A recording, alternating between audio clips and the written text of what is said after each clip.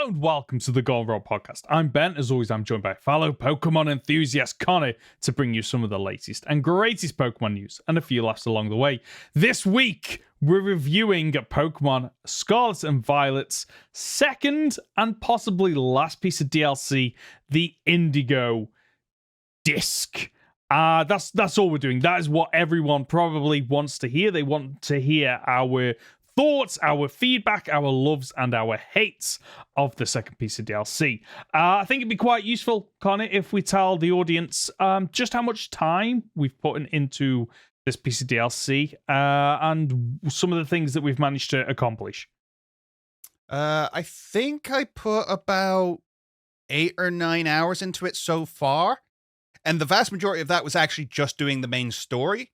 And then I've spent a few hours since then doing a bunch of BBQs in order to get enough points in order to upgrade my terrarium. That's what it's called, isn't it? It's called a terrarium. Yes, to upgrade my terrarium in order to catch all the new Pokemon. So that's been the vast majority of it. I haven't done any legendaries, unfortunately, not yet. I have got over a bunch of the special coaches. I want to see how the interactions between those worked. Very interesting getting a bunch of people together. It's been good fun. Don't yet know how to unlock the next tiers of those. Gonna look that up over the next couple of days. But yes. Okay. Sounds quite similar to me. I completed the story like yourself. I farmed a load of BP before I even started going into the main story of this. And yet, I will explain more later on about where I wasted my BP, so I'm looking forward to talking about that. I have done some of the coaches, inviting them along, and again, like you say, seeing some of the interactions, fantastic. I have unlocked a load of the legendaries, however, I've only caught the first one. I haven't done any of the Ditto block binding. I don't even know how to unlock that. I couldn't get those. No, I don't. And I didn't want to look it up because I'd like to do as much as I can without looking things up. Because the problem is with a lot of things is if you look something up, a lot of the time it seems to pull through. Here's all the post-game stuff. I'm like, no, I don't want to know all the post-game stuff. It's this one specific part. So I've avoided that. So the Ditto blocks, I'm pretty sure, I've done pretty much all of the elite battles, elite trainer battles, whatever you want to call them. I have... What else have I done?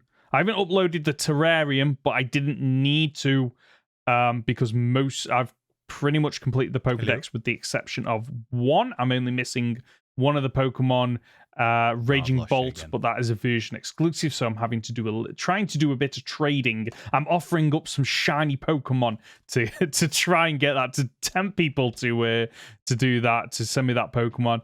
Yeah, that's about it. So I think we've invested plenty of time to this. We've seen a lot there is to offer of this game, this piece of DLC, and yeah, we're not going to do any spoilers yet. We will talk about the story and character spoilers later on. I think what would be quite useful, Conor, is shall we talk about maybe the new features? So, Conor, with everything that we've spoken about, what were your thoughts on the new features that we had in this piece of DLC? I thought there was more of them than I was expecting, which was nice. I felt like there was actually a fair bit to do within this DLC. I did find it odd quite how much of it were locked, A, behind completing the main story of the DLC, and B, behind grinding out BP. Yeah. Which,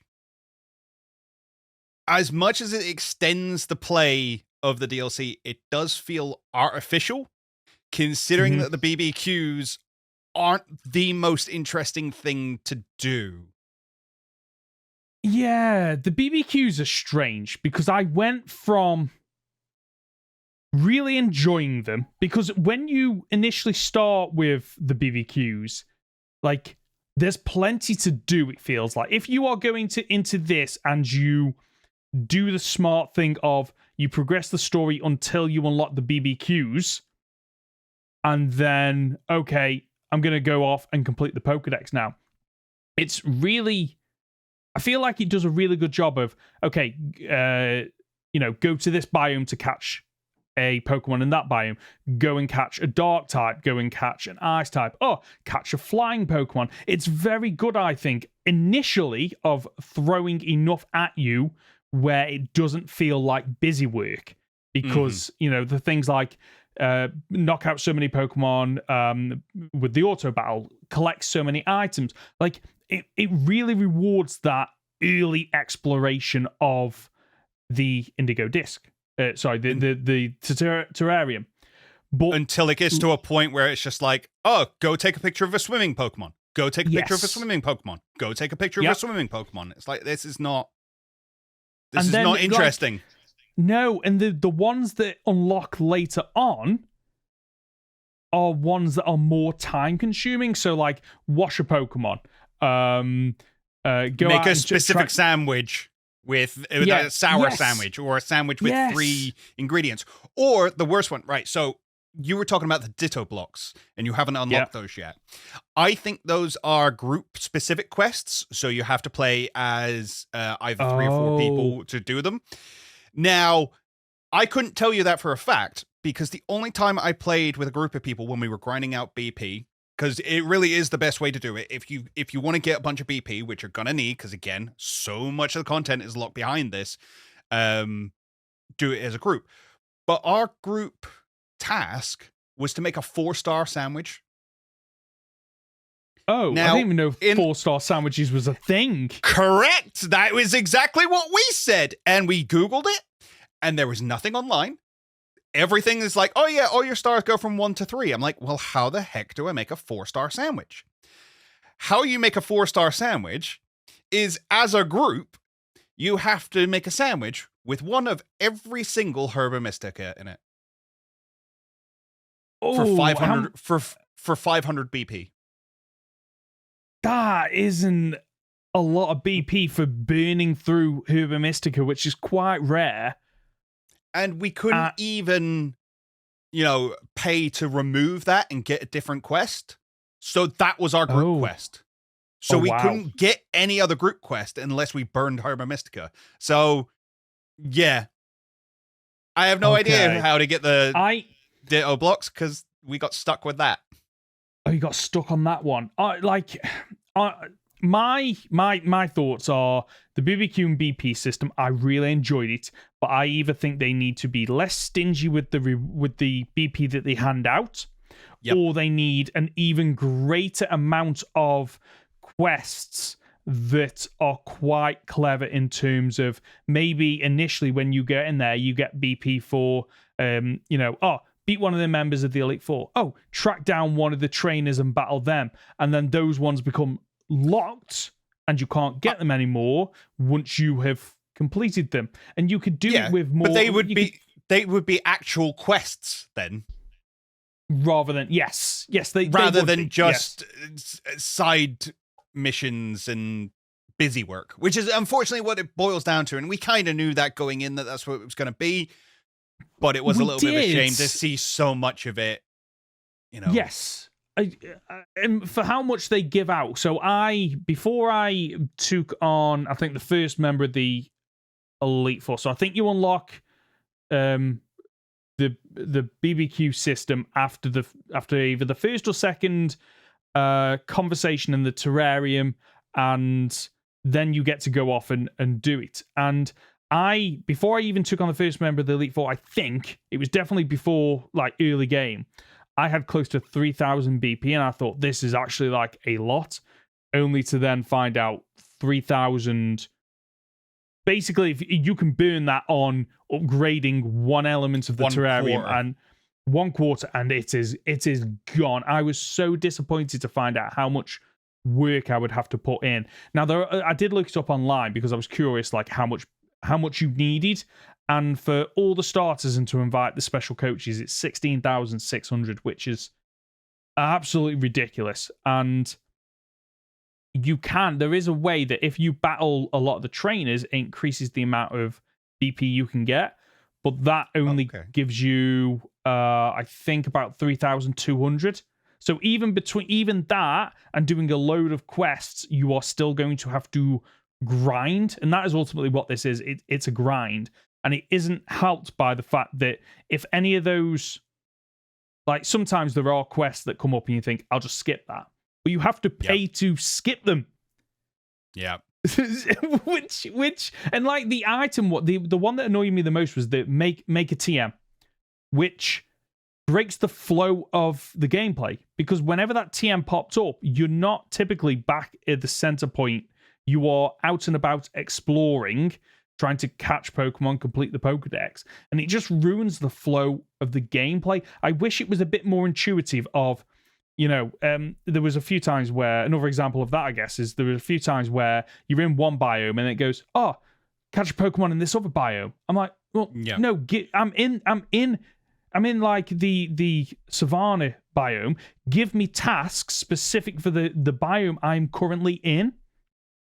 Now, again, I assume their goal, because if you play as a group, all of you get your own individual quests, but everybody can complete each other's. Yep.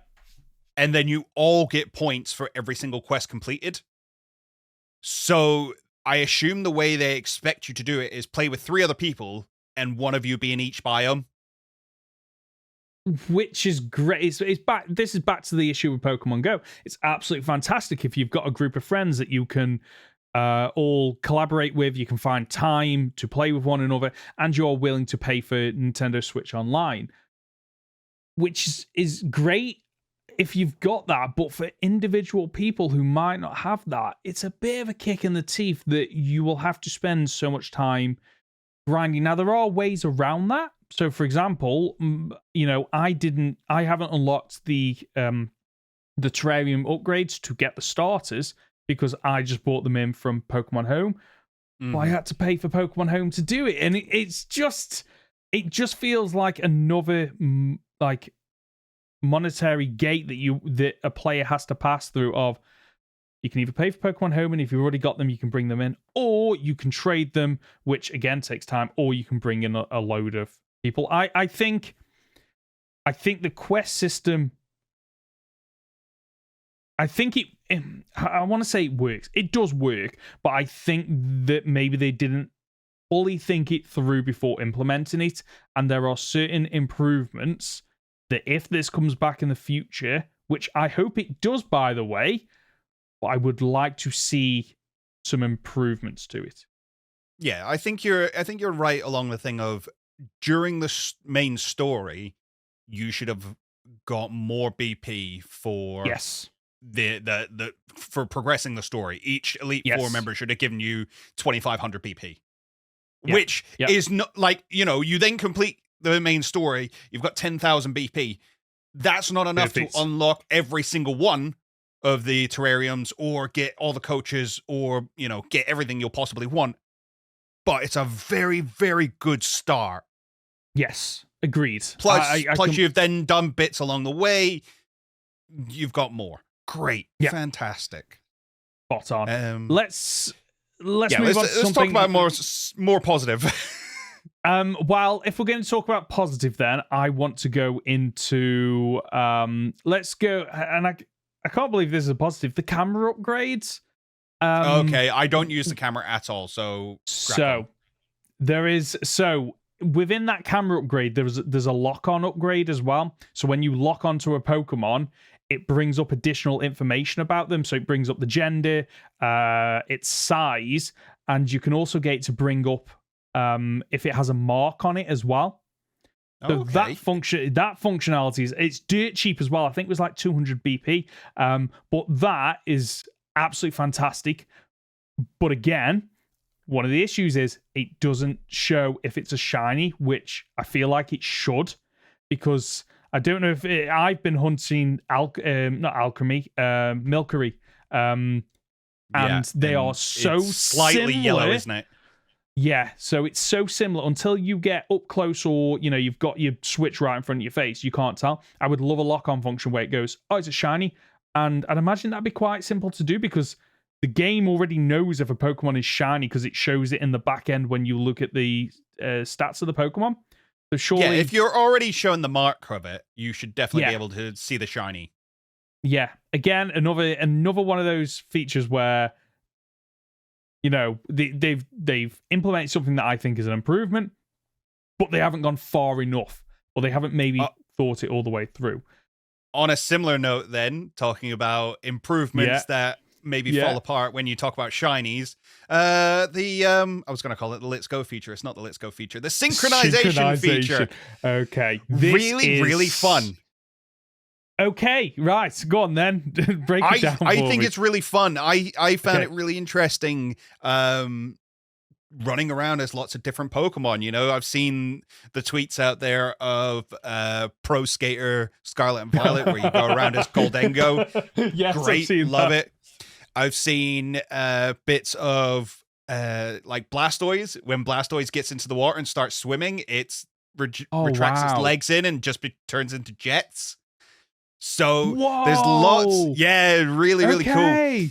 So it's really fascinating seeing how all the different Pokemon interact in all the different scenarios, like in the air, in the water. Because, of course, if you're a flying Pokemon, you just continue flying. You go off a cliff, and I think you descend ever so slowly, but you continue flying. Okay. Good fun. I really enjoy it.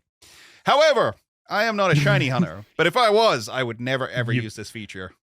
I saw a video earlier of someone with synchronized as a Poliwrath found a shiny Litleo, I think it was, and knocked it out, which I am absolutely amazed that is allowed. So not only the thing is you have to knock it out because that's the only thing you can do. You can't catch it because you are a Pokemon. And if you retreat back to the trainer, the Pokemon despawns. So the shiny just disappears. It's gone. So it's a case of go out and kill the shiny or let the shiny despawn. Those are your two options. Bit of a shame. It would be cool if you could like teleport your person to the Pokemon. I don't know how they'd work around that. No, it's a really fun mechanic. I can understand why people really dislike it for that fact, though. So for me, yes, I think you're absolutely right. I think there are, you know, there's some people that enjoy this, some people that are annoyed by it because of the, again, where they've maybe not thought about, how does this work with other features in the game, such as shinies. I'm a bit meh on it, to be quite honest with you. It's, okay, I did it for the tutorial. I went around a little bit and thought, I personally I'd rather just have my character running around and use the auto battle feature. Again, this is something that I think they've implemented this at the wrong stage of the game. I think this should have been implemented in the base game and should have been implemented for the team star bases. Where you send out your 3 Pokemon, there's a bit of coordination. And I've always maintained that the Let's Go function it's again, and I feel like this is going to be the theme of this episode, is it's a step in the right direction, but it's not far enough. And the synchronization, go on. Just a random thought. You're talking about Team Star. There's a part in Let's Go, isn't there, where you play as Pikachu or Eevee? There is during Team Rocket, and you clamber through the not the rafters, but through the air ducts and stuff like that. Yes. So, as you say, it would be really cool if you walked up to a Team Star base. It's like, we're not letting you in. It's like, okay, I will yeet my Pokeball over the top and run around as my Pokemon. Yes, and I was thinking that exact same thing the other day. What I love about this feature is that it works as a proof of concept, and a proof of concept of something I've been saying for months now. This is how they replace HMs. We've seen that you've got all these Pokemon that can fly. We've now got, full flying mechanics within the game. We've seen that certain Pokemon can swim, and they've got swimming animations. All these animations are there. They're all there. You've built them now. Have these as my HMs. Yeah. If I walk up and there's something up this cliff that I can't get to, okay, I send a Pokemon up there. And I have to have a Pokemon that can rock climb. I have to have a Pokemon that can fly. I have to have a Pokemon that can surf, whatever the case may be. And that's how I get things. and this synchronization method is how you use HMs in the future. That's Yep. what I want. And up till this point, it has been a little bit of a pipe dream. I think they literally now have everything in place to make that happen.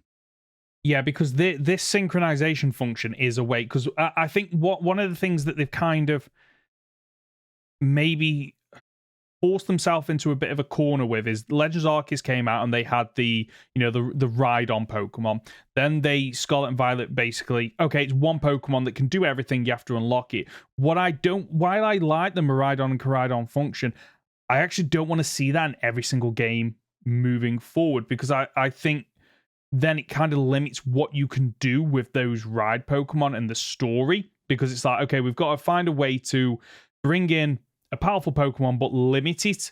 What I'd much rather you do, like you said, is it's a normal game, you have your 6 Pokemon, but maybe you have like 6, 7, 8 synchronization slots, and these are the Pokemon that you don't send out in battle, but they are on your team as, like you say, HM slaves. So it rewards you for going out and getting a fly. It rewards you for going out and getting something that can rock climb. And then what that also cuts down on is, okay, I need a HM. Like most HMs are useless or they're not good late game. It prevents you from having to teach them to your main party because you've almost got your battle party. And then you've got what you had in this game of Miraidon being your ride Pokemon. You have multiple synchronization Pokemon that fulfills that function. And I think that could really work. And it also allows you to, try out Pokemon that maybe you wouldn't normally, i.e. you get to an area, I need to use Rock Smash. Right, let's go track down a Pokemon that I normally wouldn't use that has Rock Smash or can learn it.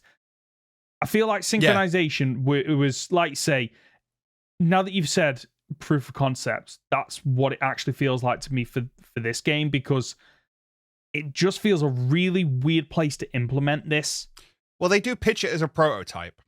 Like the synchronization machine is a prototype, which I think realistically is a wink and a nod to us.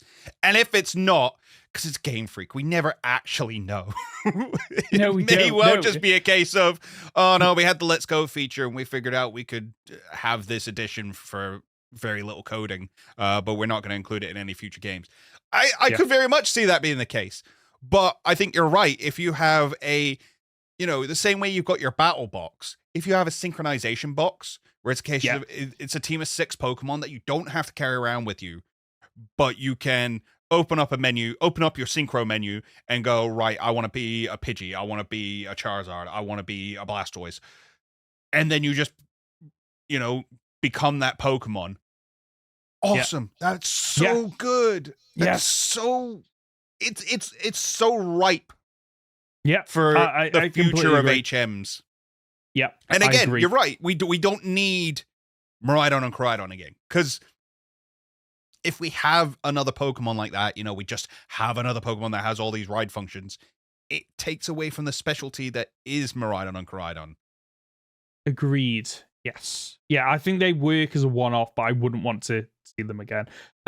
Speaking of the flying mechanic, which you get to experience in one of the Elite Four trials, which out of the 4 Elite Four trials, it's the most boring, I think. I would have liked to have seen. Yeah, I would have liked to have seen a bit more excitement with it. However, as a upgrade, it's really strange thinking back why they said in the trailer, oh, maybe one day you'll be able to unlock this. It's like, just say you can unlock it at some point. I mean, it is it's post-game, isn't it? The actual ability to unlock it. But again, it's available in all 3 areas. You can go to Kitakami, you can go back to Paldea, and you can use the flying mechanic. I don't think it gets as much utility as maybe a lot of the other ride mechanics. However, it is quite nice now that we don't have to worry about the, when you glide and then you start to decline, or having to use rock climb. Sometimes it might be quicker just to fly, or it's better controlled. I think it's a nice piece of functionality. But again, if I'm flying around, chances are I want to get somewhere fast. So give me an ability to boost the flying speed. Yeah. I did notice that is very slow. Because did you do the thing where when you can fly, you can actually go up to the top of the terrarium? Yes, and you go up and you get the gold bottle cap at the top of the sphere. That took forever to get up there. It makes you realize just how big the terrarium is, because I'm like, okay, I think I'm getting closer. I'm getting closer. Now I'm nowhere near. It takes so long to fly, but it is a really nice upgrade. See, the terrarium... Go on. Just on the note of flying, terrarium was clearly built with the flying in mind. Whereas you say it doesn't get a lot of play in the other areas. Yeah, Kami and Paldea were quite clearly not designed with that. I think in the Underdepths, there is... Yes. There's another pathway that is apparently hidden away by a unlock method, which we will come on to later, that you need the flying mechanic in order to do. Which I haven't found yet, but apparently it is there. Okay. So yes, the new areas created for this part of the DLC have been done with the flying in mind. Yeah, which is nice. I do enjoy that mechanic. I like. Although the verticality of map. Go on. I wonder if the legendaries are placed with the flying in mind, because I know Rayquaza is found at the top of Area 0. Like around the mountainside, which you can climb up to, but if you could fly around there, that'd be much easier. Yeah, I've caught my 2 additional Paradox Pokemon. One of them you definitely don't need fly, but actually, you know what? In Area 0, flying does help to make it a bit more. Sorry, I didn't mean the Paradox Pokemon. I mean the legendary Pokemon that Snacks were sent you after. So, yeah, maybe. I don't know, because I haven't gone hunting, but the fact that there are a lot of flying legendary Pokemon, I know they don't roam, but if they are high up or flying in the air, then yeah, maybe you do need the flying ability to get them. But or just to make that easier. Yeah, just to make it easier. Again, really annoying. Like, the flying mechanic almost feels like there's a load of legendary Pokemon loose around the world now, but the flying ones... You know, you need to be able to fly after them, like they are roaming around. It still bums me out that these legendary Pokemon don't roam, even in a small area. Yes, agreed. Moving on to the legendary. So, I've unlocked a load of them, but I've only gone after one of them, which is the first one. I wouldn't consider it a spoiler to say who the first one is and where I find it. Mm-hmm. Yeah. So the first one's Lugia. And it's just in the northeast of Paldea, and it's literally just in the water chilling. It's just the strangest thing to see Lugia in the water and not flying. Like, it's not even hovering above the water. It's like it's just soaking in the water, just having a relaxing day, and a trainer just sneaks up on it to the point where when you fight it doesn't like lift out the water or have a swimming animation of moving its wings. It's literally just like, and you can't see me on camera, I'm sorry, but it's literally just got its arms up and it's just like in the water chilling, and it's the strangest thing to see a Lugia in the water, which blows my mind considering it is like, what was it, the Master of the Sea or whatever it is. Mm. And yeah, I don't think we've ever seen it swim. Outside of the anime. Outside of the anime. So it is really weird. Now, the legendary hunts, I mean, all they are is literally, okay, you've done enough BBQs, which means you unlock a set number of legendaries. They are out in the wild, and the character, I think it's Snacksworth, gives you a clue as to where to find them. You go to that location, you see them in the overworld, you click A, or you run into them, and I think level 70, and you battle them. That's all the legendary hunts are. Again, I think it's some nice post-game content, but I just would have loved to have seen them roam. How hard are the clues? See, I only did hard enough that I think that most people will have to look it up. Unless they're willing to do a lot of time sinking. Like the Lugia one, I kind of figured out, okay, so it's off the coast somewhere, but the Paldean coast is massive. So I went around a little bit and thought, nah, I'm not spending all day doing this, especially with, the issue of the spawning mechanics of the base game of Scarlet and Violet. So I looked it up in the end. Other people that might enjoy figuring out the clues and tracking them down, like, all the more power to you if you can do it. I probably won't even be hunting most of these because I have all of these in abundance, because I have multiple, of the Kanto birds and whatnot and duplicates. I don't need to hunt them down. I probably won't. No. And there's no benefit to catching these as far as I'm aware, outside of it's just another Pokemon for your box. And they don't even fill in any area of the Pokedex either.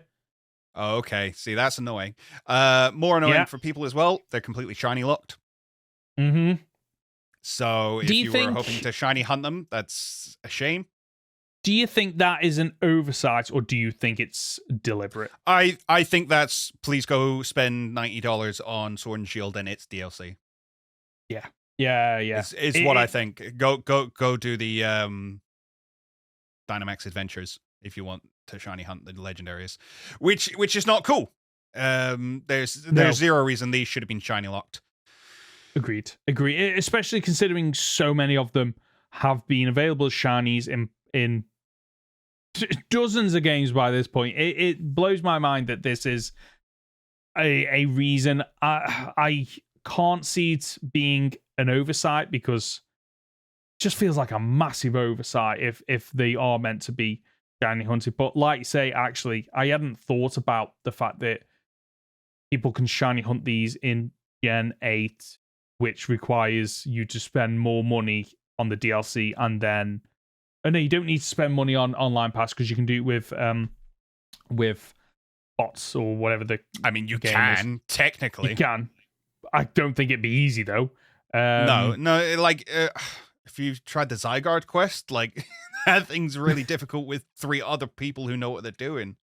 I can imagine. Like, some of those legendaries are really hard to do. I wouldn't want to do it with bots.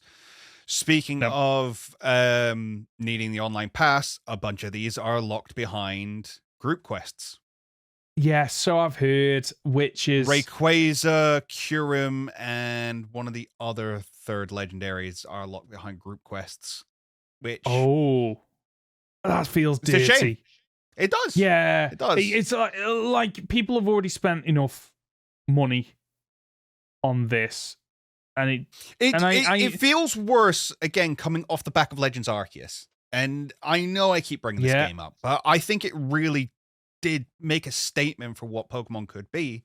And the fact that game went, not only can you get every Pokemon in this game on your own without trading, even the trade evolutions you can get on your own without trading, but we're also going to give you an update for free. Yeah. I don't know what happened to Legends Arceus that made it so different.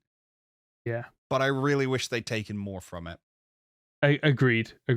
One over the new features, the item printer. Have you had a chance to use that yet? Oh, hang on. Legendaries.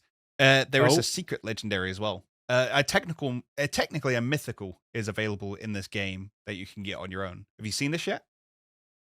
Is this the little pink dude? No, this is Meloetta. Oh yeah. So I've had that spoiled for me. I'm not that excited. I think I've already got 2 of them. So I'm like, whatever. You were never finding this by accident. Oh really? Is it really complicated? So Meloetta, I think you've got to spin around in a circle for like 30 seconds, then pull out the camera and put a sepia tone filter on it. What? And then it appears behind you. Okay, right. I like that for the uniqueness of it, but things like this, when game developers do it, I don't understand it, because it's like you've done something that is that complicated that people will have to look up guides to do it. So I think it's supposed to represent Meloetta. So it is obviously the dancing Pokemon. It dances, it spins, it twirls. So you twirl around like it, and then you put the sepia tone on it to, I suppose, symbolize it changing its form. because it goes from its green hat to its red hat.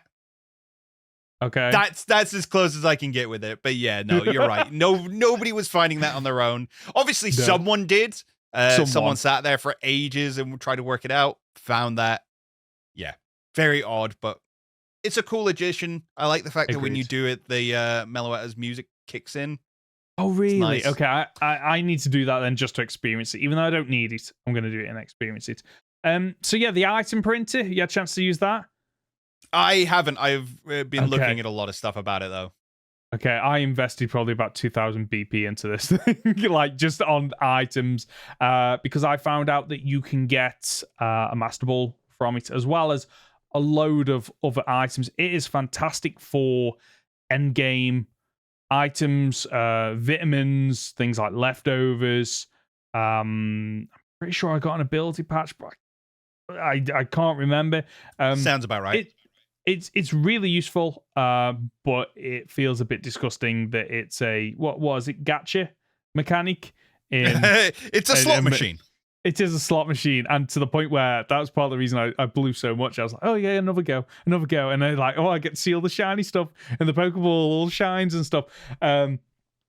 It's a useful mechanic, but again, it's like the randomness of it means that you could end up blowing a lot of your BP in it. Although I did get what did I get?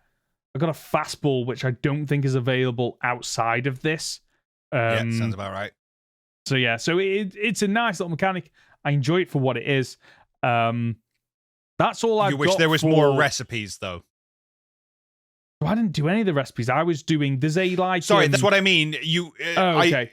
Because it's very random, it feels like there should be recipes to it. Like, don't get me wrong, sure, you should only have a chance to get a Master Ball, because otherwise... Yeah. I mean, not be funny. You want Master Balls, you just do Wonder Trades. I've got 3 Master Balls in this game. Just legitimately. I've got 3 Master Balls in this game, yeah. Yeah, they're just quite easy to come by. I feel like, yeah, you are right. There does need to be there's a certain number of items that are completely random and there is no recipe for them. But if you want to make vitamins, for example, here's a method that you can do to create vitamins rather than having to go and buy them. And you can almost like select it from a list of, once you've created a item, whether or not it's by accident or you've looked up a guide online as what items you need, you can then just select it from the menu and it will automatically go, I'll pull in the ingredients. How many do you want to make? Yeah, the same as TMs. Yes. Oh, yeah. Perfect example. I don't know why I just didn't say that, to be quite honest with you, but yeah. The only other thing I've got in terms of new features is going back to the BBQs. There was one quest that for the longest time I couldn't do, which was sneak up on a Pokemon. Which I didn't know you had to throw your Pokeball at them. No, you just throw it's basically a backstrike from Legends Arceus. Yeah. Like if it had said perform a backstrike, I know that, but sneak on. So I was like literally trying walking to sneak up to them. Up and I was like, why isn't this triggering? It's so bizarre. But yeah, I think the new features, there's a lot to be excited about with the new features. I just think that they can improve most of the features in this. Yeah, I feel like it's, as is always the case, it seems, a step in the right direction, but not a very big one. Yes, agreed. Should we talk about the new Pokemon introduced in the DLC? Yes, let's start with the Paradox ones that you alluded to. Wow. Before we do that, there is one thing that I do want to point out, and I'm only doing that because then I need to scroll down on my list, so I need to get this out of the way with. Walking Wake and Iron Leaves, despite being in the Pokedex, are not available in this DLC. So if you missed them... No, they are coming back. They're coming back in raids very, very, very shortly. Okay. Still annoys me that they're not available in this, especially considering the other 2 Pokemon in the respective trios are available as wild Pokemon in this, whereas those 2 are locked to raids. I mean, you say wild Pokemon, they're statics, aren't they? Statics, yes, sorry. Does make me wonder why do you feel like Walking Wake and Iron Leaves were originally meant for this and then were fast-tracked because of some of the issues with Scarlet and Violet, or Do you think it was I always the honestly plan? don't know. I think they were always kind of meant to do it this way. I don't know if I agree with this being the best way to do it.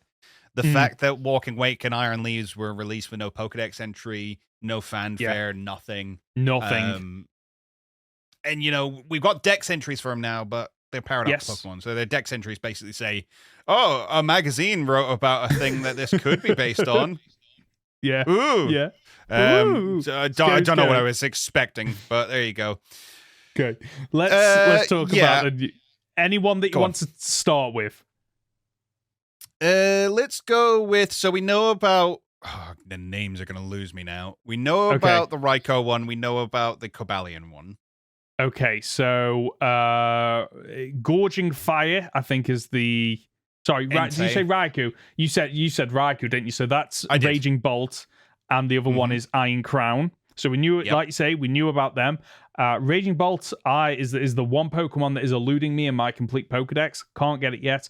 Iron Crown, again, Iron Crown, as with a lot of the futuristic Pokemon, just I feel are very boring and safe compared to the prehistoric Pokemon. I think it's one of my favorite of the future. Really? Is he? It might be the color. It might be the color because I'm a big fan of teal, but I also really like the horns on it. I really like horns are nice. The cybernetic horns. I think they're really cool. Have you seen the shiny version of it? I haven't. No. Oh, okay. Is it not just silver? It is silver. It's like Metagross. You know, Metagross is like silver and gold. Well, this is silver and blue. Okay. It looks really nice. But it's funny actually because you say that one is probably one of your most favorite futuristic ones. I think one of my most favorite futuristic Paradox Pokemon is the Terrakion version. I can't remember what it's called. It might be Iron Boulder. Is that it? I love the design of this. I just think it works so well with this Pokemon. How it's a bit like the futuristic version of Donphan. I can't remember what it's called now. Treads, Iron Treads. I just love that kind of. Feels like it's very top heavy, and it's bigger than Terrakion, I think. Yeah, it's almost like it has to have a lot of power to support it because of how bulky and heavy it is. I absolutely love the. You know what? Actually, all the Paradox Pokemon I think are really well designed in this piece of DLC. Yeah, I can see that. Yeah, I mean, you're gonna upset a lot of people because there's not a lot of love for Gouging Fire. Oh, what? Why not? I love Gouging Fire. I love that design. It's just Entei with a headdress. I get that. Like, considering how much changed for Suicune and Raging Bolt, I don't think they went far enough with Entei. Yes, I can understand that. Yeah. I can get behind that. I like it for what it is, but yes, they could have gone. Now, I've not seen it in game, so it might seem different in game than it does in pictures, but in pictures it really doesn't work for me. Okay, let's talk about the evolutions of previously existing Pokemon. People were right. Dipplin got an evolution in this, and it became Hydrapple. So was your first experience of this in a particular battle? Yes, of course. Yes.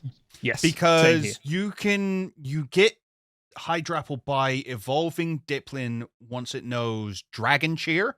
Yes. Which you don't get until the hardest Elite Four member fight. So So I like this design. Because Dipplin was one of those where I was like, okay, that's a bit. Out of all the three Applin evolutions, Dipplin was the one that was the least favorite.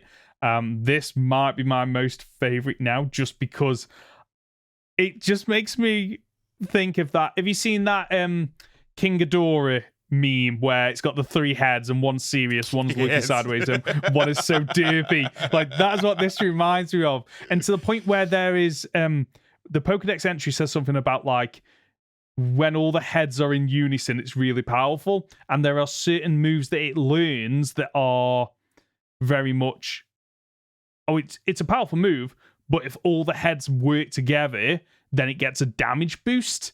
and I love those kind of. I don't think it's Syrup Bomb, but it's got a very specific move that it uses. Yeah. And yeah, you're right. It can either the animation goes off and either one of the heads fires it, or there's a chance that all of the heads come out and fire it. And as you say, there's a damage boost to it, which is such a cool addition. Yes. And I think it's a really fun design. I love the fact that it looks very draconic, unlike any of Applin's other evolutions. Yeah, it's always felt weird why it's Dragon Apple. Because it's a worm. I get that. But this Whereas is the these one are serpents. Yes. Serpents. I like that. I like that a lot. That's how it's described in the Pokedex. It's spelled Syrpent. Oh, I missed that. Serpents. Oh, maybe that's a Scarlet. I'd have to go back and double check. Archdralodon. I don't know how to pronounce this thing. So you've either got Archaludon or Archaludon. Okay. Whichever one you prefer. Okay. You were very impressed with this when it was first revealed. Is your mind changed? Ish. Again, it's one of those that looks better in game. Yeah. Than in pictures. It's very powerful. It's effectively a pseudo legendary. Okay, I've not looked up its base stats, but it has the stats of a pseudo legendary. So it is now our first 2-stage pseudo legendary Pokemon. Oh yeah, you're right. Oh wow. I'm looking forward to potentially the change of meta with this Pokemon, because Duraludon is all of a sudden viable because of the I can't remember the item that boosts your defense and special defense if it can evolve as Eviolite. I'm looking forward to just seeing people potentially rocking out with that, but then also this evolution.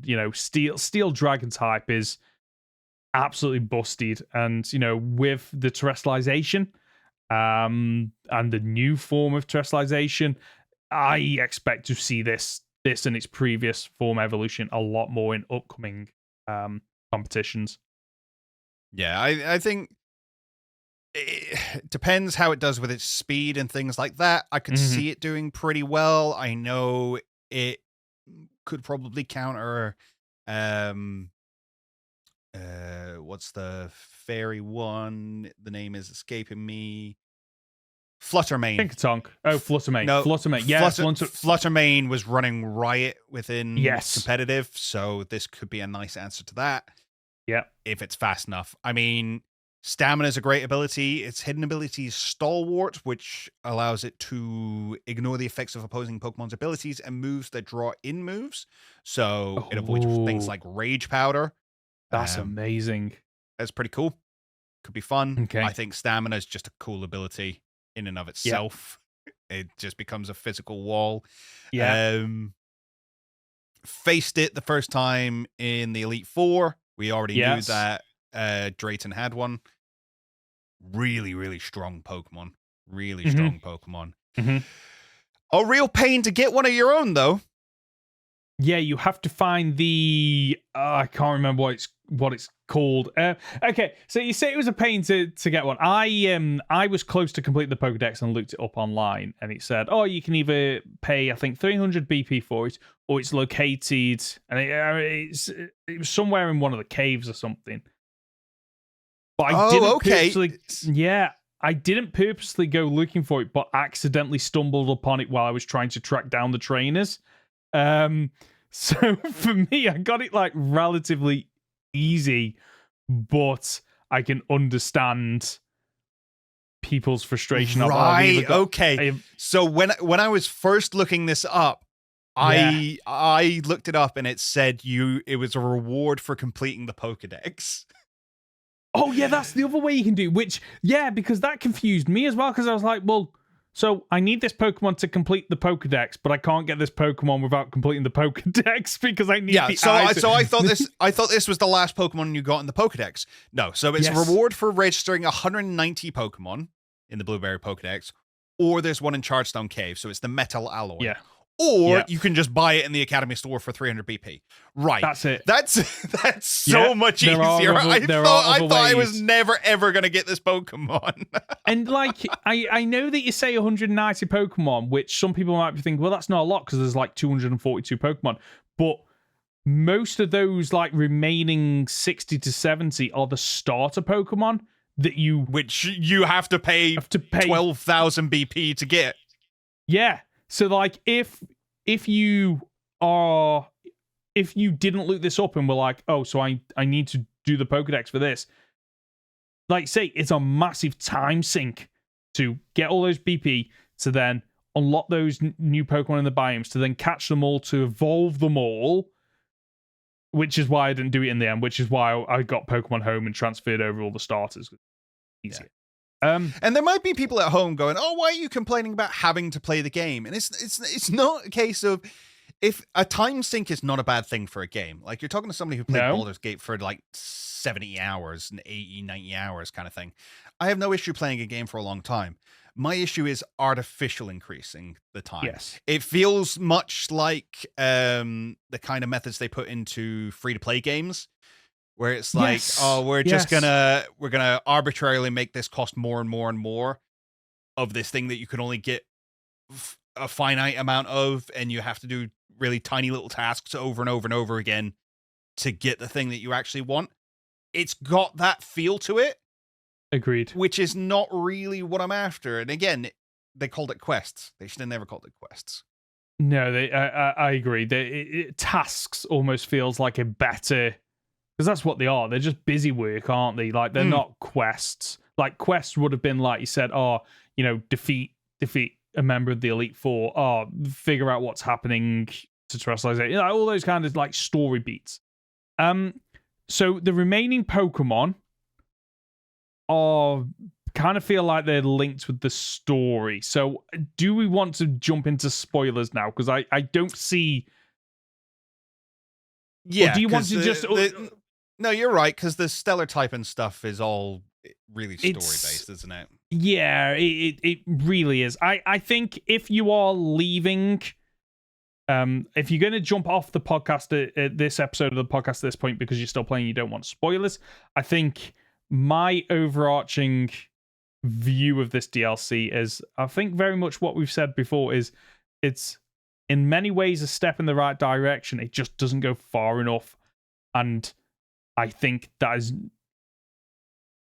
most evident in probably the second part of the story of this DLC. I don't know if you agree with me there. Not sure. We'll come into that fully. Okay. I really enjoyed this, actually. Yep. I had a lot more fun with this than I did with the Teal Mask. Agreed. The terrarium is far more interesting than Kitakami, which it should never have been. I agree, yeah. As much as we complain about the BBQs just being busy work, it actually gave me a reason to run around and catch Pokemon. Yes, it did. Yeah. Like, and as somebody who kind of goes out, catches the new Pokemon in any game, and that's kind of it, it was nice to have any reason to catch a Pokemon. I think the story is brief, interesting, unfinished. Oh, yes. Still. Oh my god. Okay, if okay. I almost wanted to talk to you, and in the end I thought I can't, it just wouldn't work. Like, splitting this review into two, and the first half, or the first episode of the review, was the actual Blueberry Academy side, which I think is very polished, very strong, does need a bit of work on a few elements, but as a story overall, works absolutely brilliantly. The Indigo Disk side of things, the return of Area Zero, was massively underfinished, underpolished, and unfinished. I think like underwhelming. Like, it answers questions, but in a kind of, okay, I'm going to give you the bullet points now. We're going to fly through this. Done. Wait, what? No, hold on. No. Wait. You said we were going back. Like, let's explain more, find out more, and do it in a way that isn't just a rush through. And I think we need to jump into spoilers now. How? Okay, and I'm almost gonna start at the end, and then we can work our way back to the start. How is it that all the build up to this DLC, but also the Hidden Treasure Area Zero, have been about Terrapagos, and yet Ogerpon got so much more story, so much more time invested into it than Terrapagos? Yeah, I see what you're saying. Considering that Terrapagos is supposed to be the source of terrestrialization, the source of the time machine, and we're introduced to it, have one fight with it, catch it. It's 5 minutes from the end. It's I'm sure 5 minutes for you, maybe. That fight sucked. It was too much of a stall, and it really was. You know what? It was one of the hardest fights I've ever had in Pokemon. Yeah.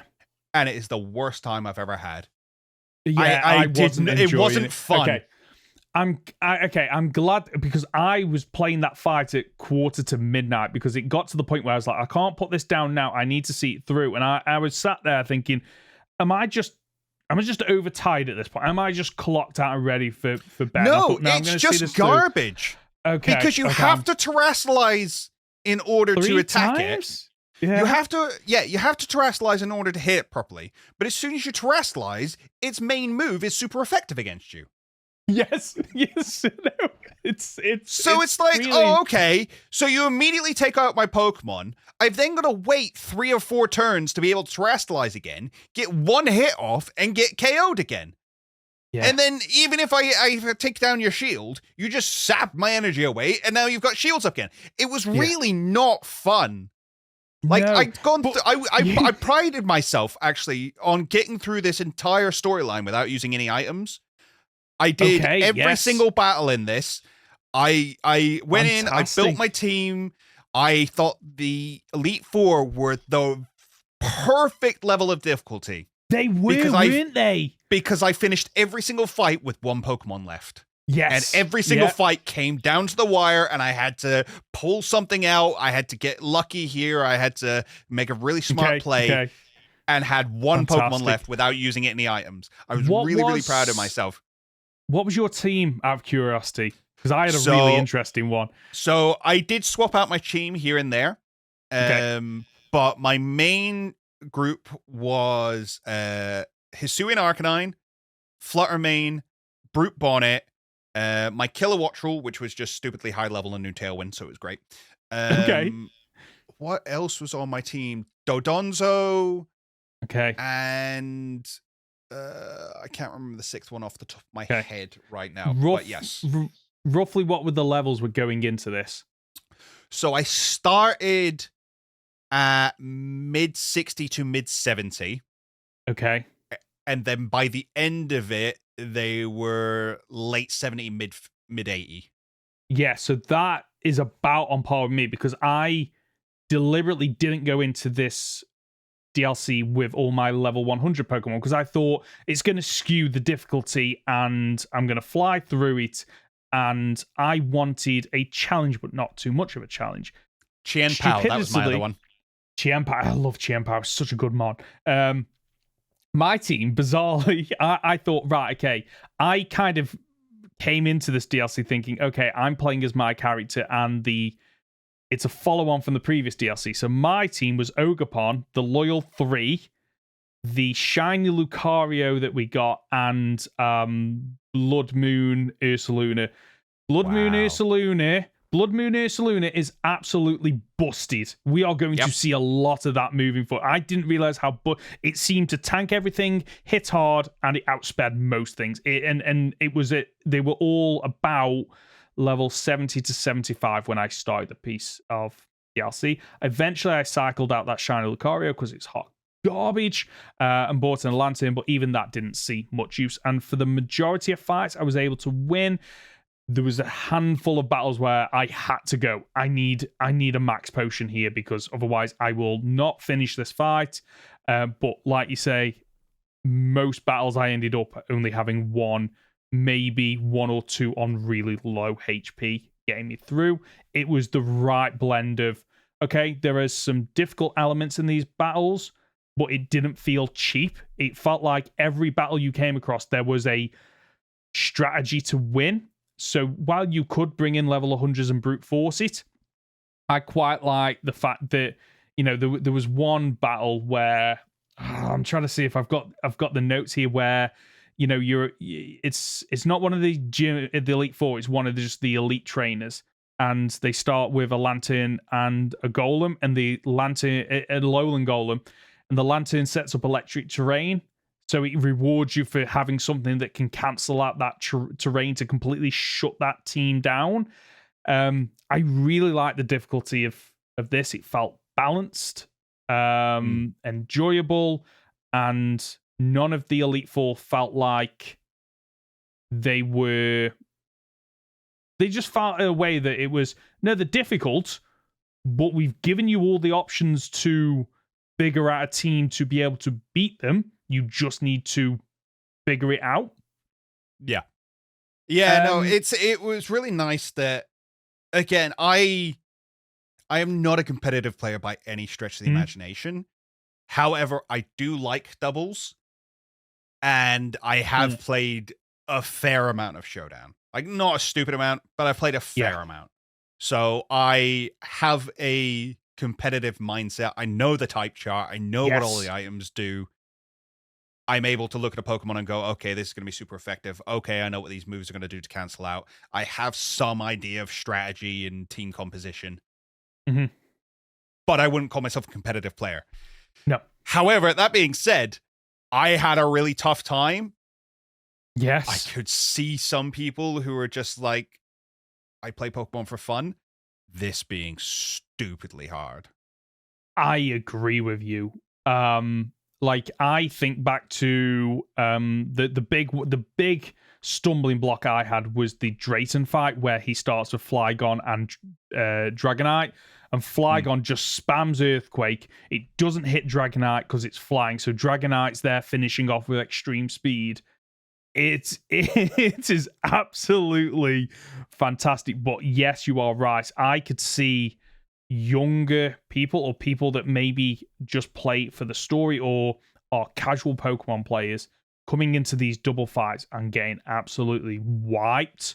And while I feel sorry for them, I feel like Pokemon has been getting progressively easier with each generation, so it's quite nice to now actually have something where, oh, you want to see why Pokemon isn't just for children, why there is such a competitive element to this, and why people invest so much time into building teams, because there is so much diversity when you think of moves, typings, abilities, gimmicks. There's so much going on. And I'm so glad that other people get the chance to experience what's the word I'm looking for? A easier version.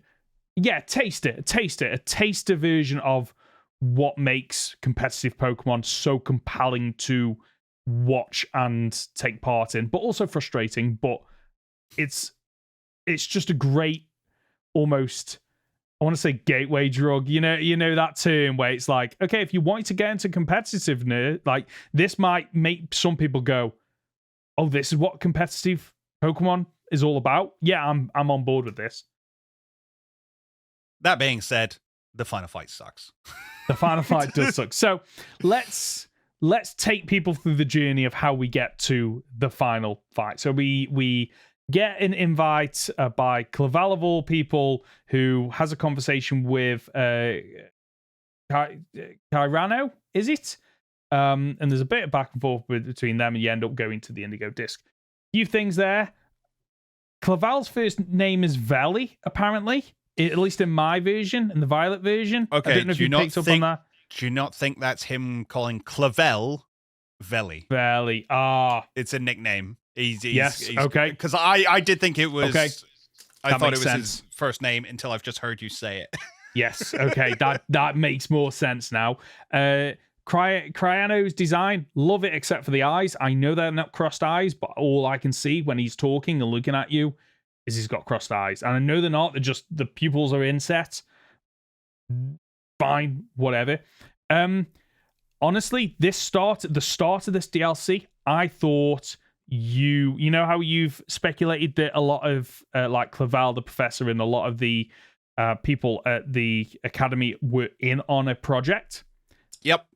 This DLC, the start of it completely sold me on it, because there's a part where Lacey says that Cyrano and Clavel, Cyrano, thank you, and Clavel know each other from post-studies at uni, and then she says, in quotes, "Oh, that's what they say." And then there's a part where you go to Blueberry Academy, and there's actually a scene where Clavel kind of gets a smirk on his face.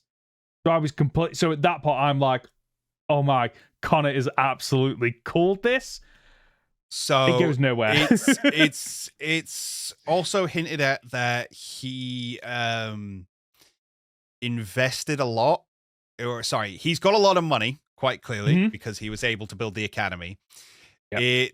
He is building the academy, he's building the terrarium, which is based on and can only work because of terrestrialization, which was obviously created by the professor. The professor, who we know had a secret underground base accessed via the Indigo Disk. The Indigo Disk went off to a mysterious investor.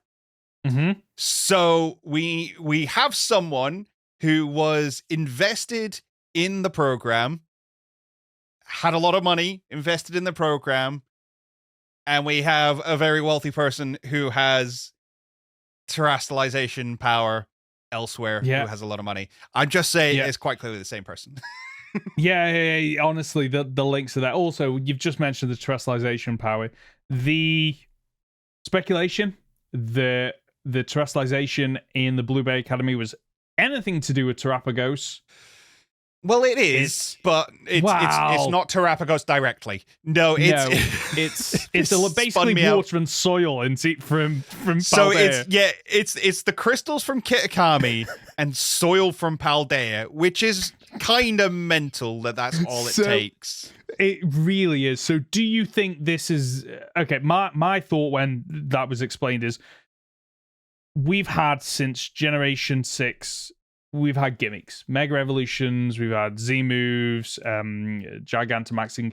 Do we think we're potentially moving away from gimmicks, and terrestrialization is now going to be the de facto main gimmick moving forward because there's a story reason for it being outside of Paldea?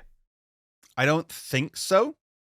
I think the gimmicks are far too much of a selling point at this stage. I could very much see them dropping terrestrialization during the next one. As much as soil and crystals doesn't make a lot of sense, I actually have a theory coming out as to why it makes perfect sense. Okay, say no more then. Explaining the true power of Terrapagos. Okay, fantastic. So while we're here, we get to meet Lacey as well as the other members of the Elite Four, and we find out a little bit about everyone seems a little bit scared or unsure of Kieran, who has had his complete, glow up. He's different. He's now the champion of the Elite Four, and basically he's very much a Cobra Kai, no mercy, no surrender. It's either you invest everything you have or you're out. Yeah, that's a good way of putting it. And Drayton, who I imagine is the son of, is it Drake from Universe? Drayden. So I think he's hinted at to be the grandson of Drayden. Grandson, okay. Whereas Lacey is the daughter of Clay. Oh, was that I was trying to figure out who she's the...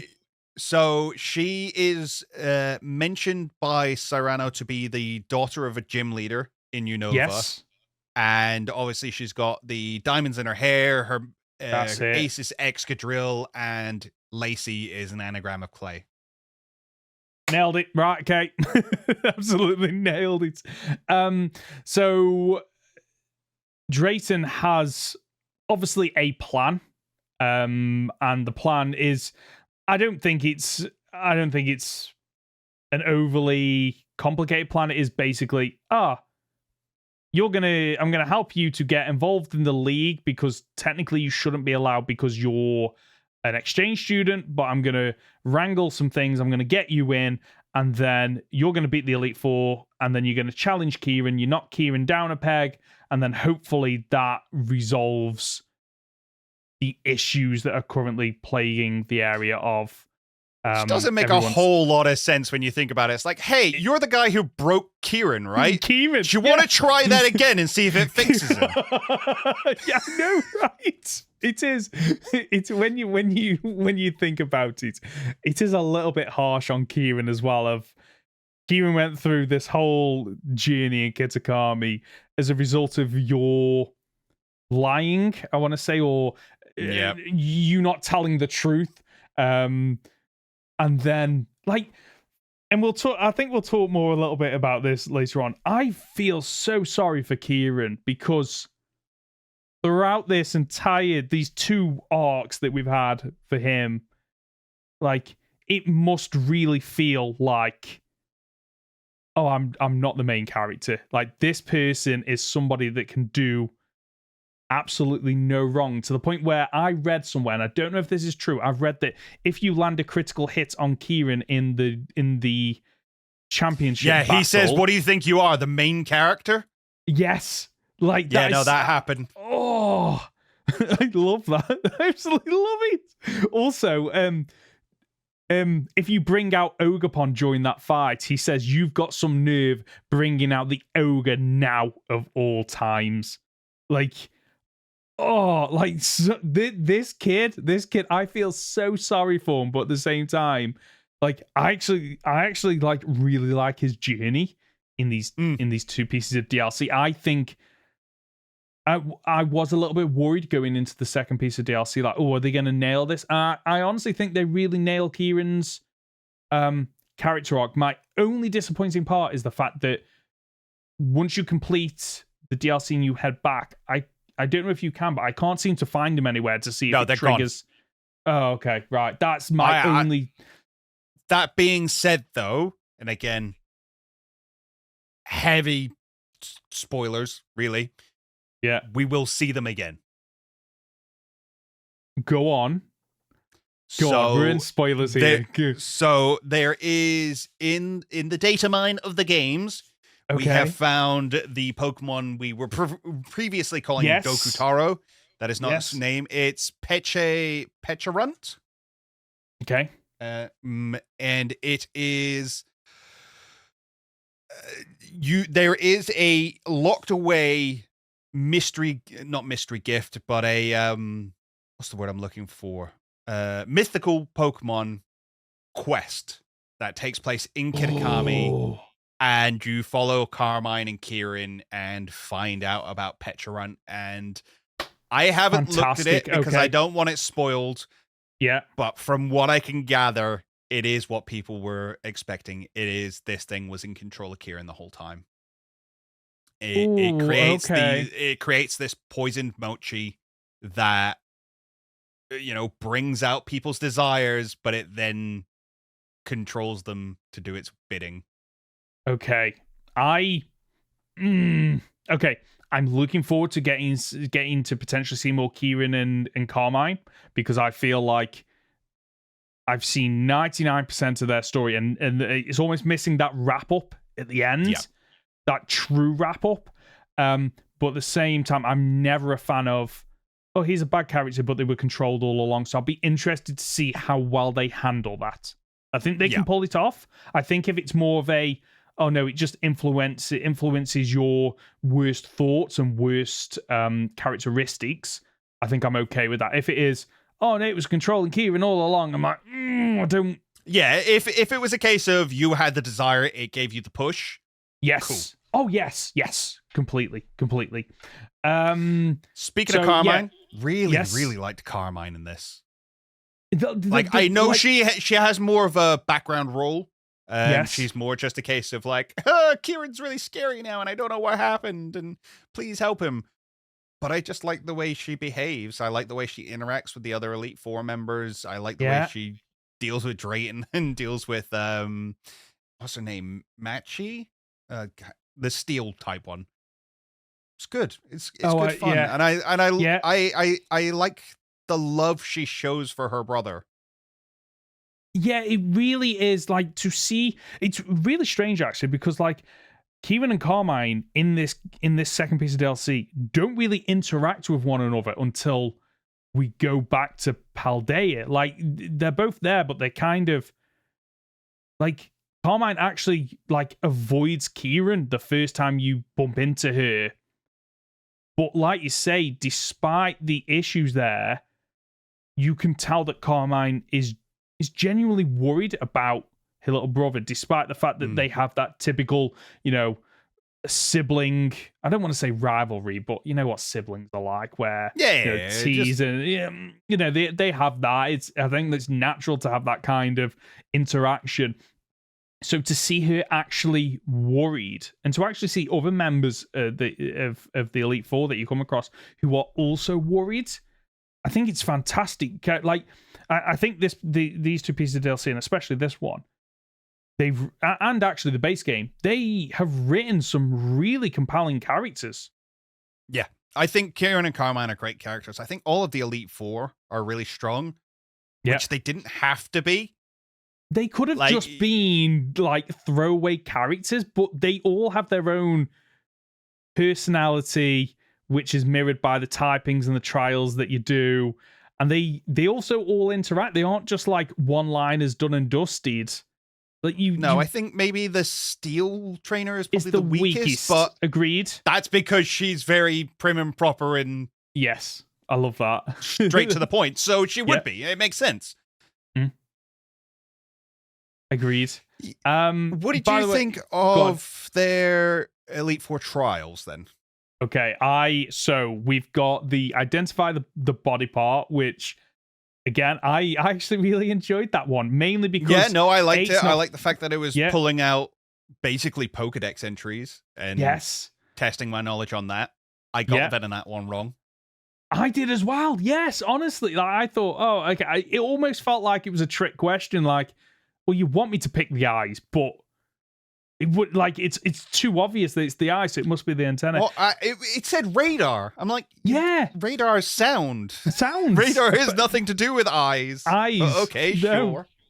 But I think the other things that I liked about that, it was a good opportunity to show off the high quality, new upgraded character models, but also the fact that when you get it wrong, it shows off like Venonat falling over and shocked. And I was like, oh, this is absolutely fantastic. And I did like how they got harder. Like I think there was one with, is it Minior? Where it's like, oh, there's loads of different Miniors. Then they all like put the rocks on. It's like, and then they all spin around. I'm like, I know exactly where this is going. And I just followed that first one.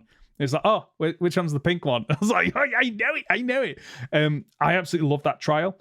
The flying trial was the one I found the least interesting, but that's because I found it too easy. And I think I would have liked more. Okay, so I'll compare this to Hogwarts Legacy, because there's a couple of trials where you're on a broom and you have to go through them.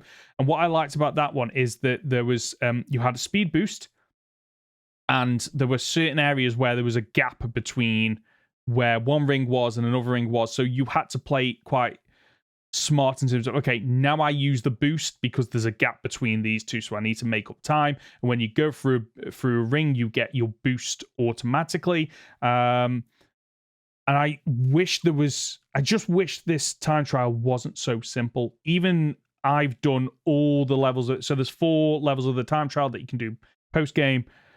They're all really boring. I need something a bit more complicated. Okay. But which is interesting, because Ogre Ousting got really difficult. Yes, I know, but Ogre Ousting's one of them where...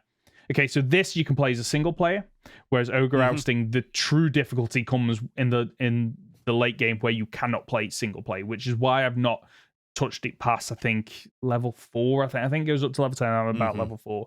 Whereas this, it's single player, so I would have liked more of it. We've then got Crispines, the Fire Members Elite Four Challenge, which is make me the spiciest sandwich that you can. You have to do a bit of battling and haggling and figuring out what the spicy items are. I quite enjoyed that.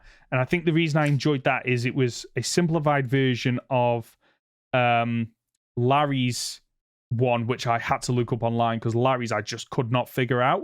Whereas this was like, oh no, I don't need to look this up. I can figure this out. And I quite like those kind of puzzles of, okay, so what order do I need to do these in and what items do I need and not need? So I really enjoyed that one. Yeah, I found it interesting enough. Did you find the extra bit of dialogue? What was it? So if you create a sandwich without the top on, he like whispers to his Magmorty, he's like, is that like a Paldean thing? What's that all about? I love that. See, these are the things that when Game Freak does it right, like Game Freak sometimes pulls out these really quirky, funny pieces of dialogue that then they let themselves down. It's so bizarre because stuff like that I absolutely love. And then depending on which order you do them in, the hardest Elite Four member is Drayton, and his Elite Four challenge is okay, battle these trainers, but it does it in a really unique way. Of oh no, you've got to use Pokemon that you've caught in the terrarium. Which I'm really glad I left this one to last, because I walked up to this and I was like, wait, I've caught some Pokemon that I've needed for like BP quests or random ones that I've seen about, but I think I had exactly a team of Pokemon.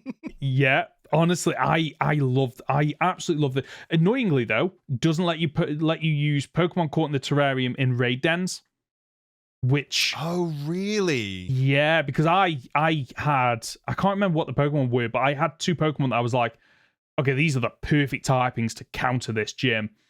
And then I tried to battle, and it's like, oh no, you misunderstood the rules. You need to use Pokemon you caught in the terrarium. I was like, no, I know my boxes. I know these are terrarium Pokemon, but yeah, it doesn't let you use raid den Pokemon. Yeah, unfortunately, it is just the 3 trainers that you have to fight with those. Well, I mean, fortunately, because my Pokemon were not up to snuff to take on Drayton. But those trainers only have like 2 Pokemon each. Yeah, so you can, as long as you have caught and got a team of 6 that are relatively a good enough level, you can brute force those fights. Like you say, if that was like, oh no, now you got to beat Drayton, which was I started to panic. I was like, there's no way this team I've got that is barely hanging on against 2 Pokemon is going to be able to take on a full team of 6. But after that, he goes, no, okay, you can use it. But you know what?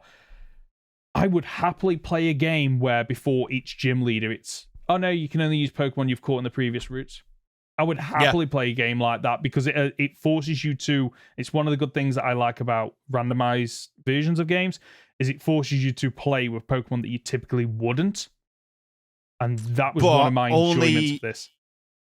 Only if there was decent enough access to XP candies and things like that. Which, again, luckily, there's so many just lying around the terrarium that this part of the game wasn't that bad. Mm-hmm. If it had to level them all up and grind them, I would have hated this. Yeah, I agree with that. I think they've struck the right balance of, and it's probably one of the reasons why they felt they could implement it here rather than the base game, because by this point, you've completed the main game, you've completed Kit Kami, chances are you have an abundance, or at least enough, XP candies, rare candies, and if you've been playing the BBQ quest where you can send your Pokemon out and they're also picking up these candies, I think that's why we got that here rather than perhaps the base game, because it's like, oh, even if people are struggling, they should at this point have enough resources and Pokemon to be able to get through the Elite Four challenge. I really liked. That's all. Yeah, that's all the Elite Four, isn't it? And then we get that's the 4 of them. That's the 4 of them. Then we get to the champion fight. So. I can't even remember Kieran's team. I know he had a Yanmega, didn't he? But I can't remember what else he had. But this team is completely... I know he's got the Hydra Apple, and I know he's got the... He pulls out a Grimmsnarl right at the very end. Grimmsnarl, yeah. Which sets up screens. And the reason I remember this distinctly is because I had my Hisuian Arcanine was like my last remaining Pokemon. I was up against the Hydraplin and his Grimmsnarl. I managed to take out the Hydraplin, and then I was basically just playing chicken with the Grimmsnarl because it had a Spirit Break, which did no damage to me. And I think it had Sucker Punch, which was the only other attacking move that did damage.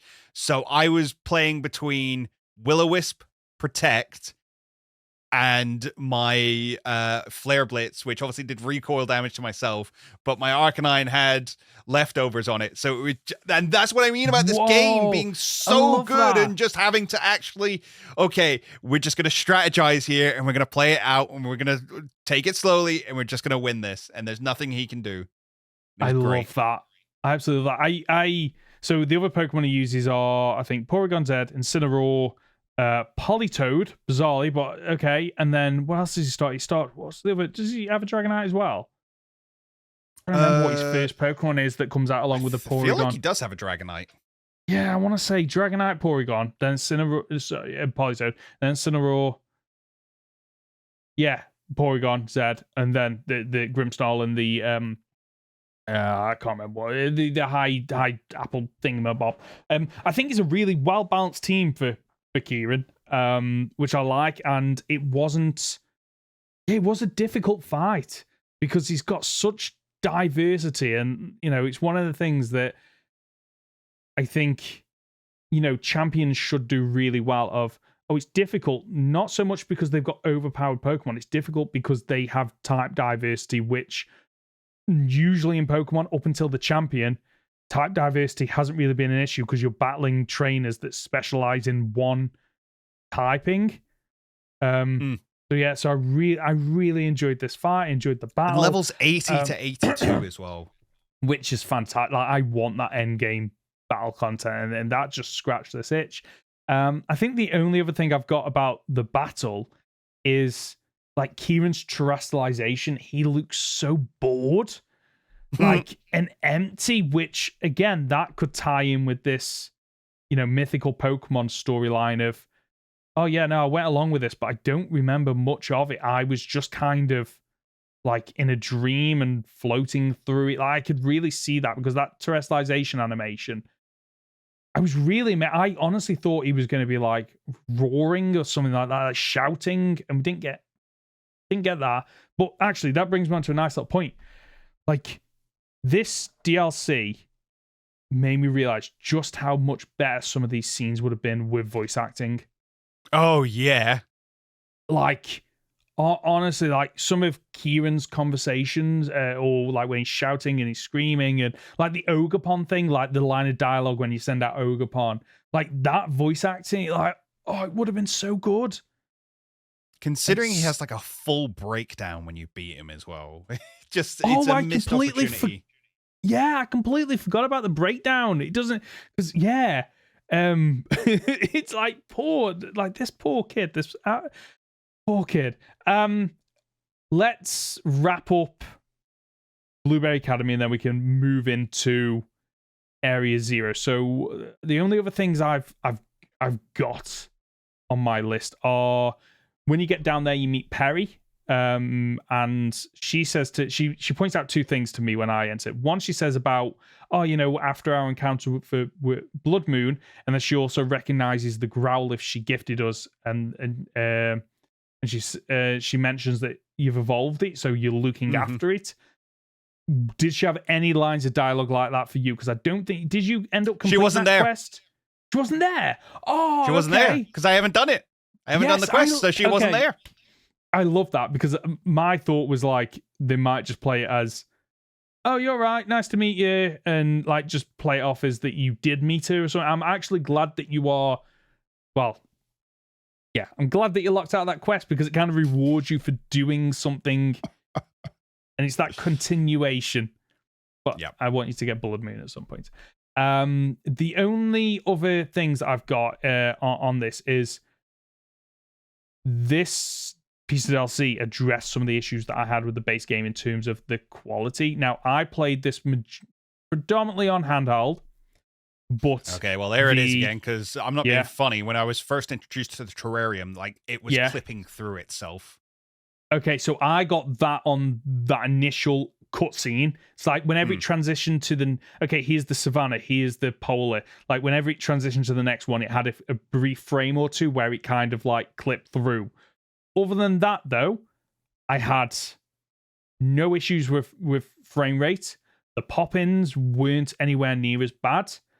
Whether or not that is this DLC and it's a smaller area than Paldea, so it's less to load, or maybe it is just me because I'm playing on handheld. I think I'm so. not sure. I had some severe lag issues. Like I would turn a corner and go, 3 frames a second. Oh wow! Oh no, no, it got really bad. It wasn't often, but it did happen. Okay. That's I'm glad that you've had that experience, just because then it doesn't just make out like, oh, it fixes a load of the issues of the base game. No, I don't think so. No. Okay. A few other things. They fixed the rock textures of cliffs. It's not just that copy and paste horrible. Like, and I know that for some people this is like, I don't care about that. But for me, while I will maintain that a game is more than graphics can take away from your experience. So I'm glad they fixed that. And what I actually liked is the fact that the biomes flowed together quite nicely, despite the fact they were artificial. I thought it's going to be really jarring going from one area to another, but actually I think it worked quite well. Like the fact that the 2 back areas both have a mountain that's slope up, but one of them's like polar, one of them is more of a like typical mountain area. I actually think, and I don't know if I'm right, it just seemed to be what I noticed, that they have more variations on flowers and trees in this, so it helps to make it appear more real compared to Paldea, where it seems to be a lot of the repeating assets. Whereas in this, as I say, considering it was just a big circle, I definitely felt like it was more to explore. Agreed. Yes. Chargestone Cavern is fantastic. Yes, I liked it, but I, again, just wish they'd have gone further, because like there's a lot of open area, and then you come across the big blue, like floating orbs, and then when you go down lower, you come across like electric spider webs. I just wish there was more in there. I feel like it's again, my issue with Chargestone Cavern is that it's a bit like the base game Paldea is. I feel there's stuff going in there, but what's going on in there is a bit too sparse for how big the area is. Okay. But I don't know. There was different levels to it. I like the fact that you could like jump down from one biome and exit out the other one. It was very actually cool. That is my one positive about that cavern. Is for the longest time players have been complaining about it's too linear, Pokemon's too linear, and then they gave me a cavern and I was just like, I'm completely lost, like where am I going in this cave? And part of me loved it because it's like, okay, that feel of I don't know where I'm going, what's around the next corner. Also that dread of I literally just got out of two battles against the elite trainers. My team is on its last legs. Like I just want to get out of here. I like the area of Blueberry Academy. Honestly, absolutely fantastic. Let's move on to the Area Zero Under Depths. So after beating Kieran, we get, Briar wants us to go on a mission to go to Area Zero. We're going along because we've been down there before. We have experience. Carmine's going down there because Carmine has been helping her with her research. I'm not quite sure why Kieran is going along. Because she still thinks he's champion. Still thinks he's champion. And Drayton gets invited, but just flat out refuses because he's lazy. Like, fair play, mate. like, absolutely love it. He's so lazy. Absolutely fantastic. So, we end up going to Paldea, and then we end up at the top of Area Zero. Now, going into this, did you think we were going to get a repeat of the base game where the 4 of us wander down and have conversation? And you'd have convesion. Yes. And we didn't get that. I was disappointed we didn't get that. Yeah. Because there's so little interaction with Briar. Who is supposed to be this really integral character to the story. Like, she effectively causes Terapagos to go full Terastal mode and pushes She pulls Kieran a into rose. that. Like, but she's no one. She is nobody. Like for somebody who has such a, like, her ancestor is Heath, the person that ended up down here in the first place and quite arguably triggered the entire story. And yet she is, I don't want to say nobody, but like, for what she can contribute to this, there is so little of her. And I'm really disappointed that we didn't get... Go on. We made a joke about the fact that she was literally a teaser in Kitakami to be like, oh, we're going to explore Area Zero in the next one. And she kind of doesn't do that much more here. No, she doesn't. And maybe that's because some of the dialogue is taken up by Carmine and Kieran, but it doesn't help that once you finish the story, she disappears. Oh, okay. I haven't tried to track it down. There's no post-game dialogue with her. She's just gone. She writes her book and disappears. What annoys me is okay, we kind of get some of her motivation and what that causes, but this part of the game is where you reward the players that have stuck through, the base game and the 2 pieces of DLC, and you info dump, you lore dump. You basically go, oh, now you want all the information, you've worked that hard, that you deserve it, rather than the handful of spots in this post game where it is, oh, there's a book you can read, but there's only 3 pages. Are you kidding me? We've come down further than anyone has come in, 200 years? And because the professor came down here. Professor, yes. But even saying that, the professor's obviously been down here, and there are books and research notes. I want an info dump at this point. I want to know the timeline. I want to know who was involved. I want to know what they discovered. I want to know about the dangers that they came across. I want to know why, their theories on why there are still some Pokemon down here, despite the fact it's been sealed off. I want to know more about the Paradox Pokemon and the Time Machine. This is where you just dump information on the player, and people can either... okay, I'm running along with these characters and they're doing that overlay text like they did with the original trio when you went down here, or you do it in, cutscenes and she's talking to you and she's explaining things. What we got was neither of those things, and we get a handful of snippets here and there, and you get one point where there's a book where you can read 3 different pages, and that's it. And again, this goes back to why I said, part of me thought about reviewing the 2 parts of this, because the Blueberry Academy is so strong a piece of DLC, and this feels so empty by comparison. Yeah, it's very... Considering that you do actually go off and track down these stellar terrestrialized Pokemon to unlock the crystals and blow them up kind of thing. You do go off down the tunnels and you do jump across rocks and stuff. That's very cool. And, you climb to the top of these pillars and things like that. It is still very linear. You still walk down this one cavern until the very end, and that's kind of it. Which is a little bit of a shame. And again, there's no dialogue really with anybody else other than, well, you go find them and I'll hold off the Pokemon. I wonder what's at the bottom of this. I'm definitely going to catch a legendary Pokemon this time. Yeah. And you know what's really annoying is you come across this big tree that was advertised in the, was it in the trailer, they did I want to call it the hero shot of, look at this big tree. You've got questions. You get to the tree by going down another one of these alleyways, and you defeat a Pokemon to unlock the path. But none of the other 3 characters come with you. There's no dialogue. You can't click A on it. There is a big tree with what looks like a Herba Mystica sprout coming off it, which explains, how Herba Mystica end up on.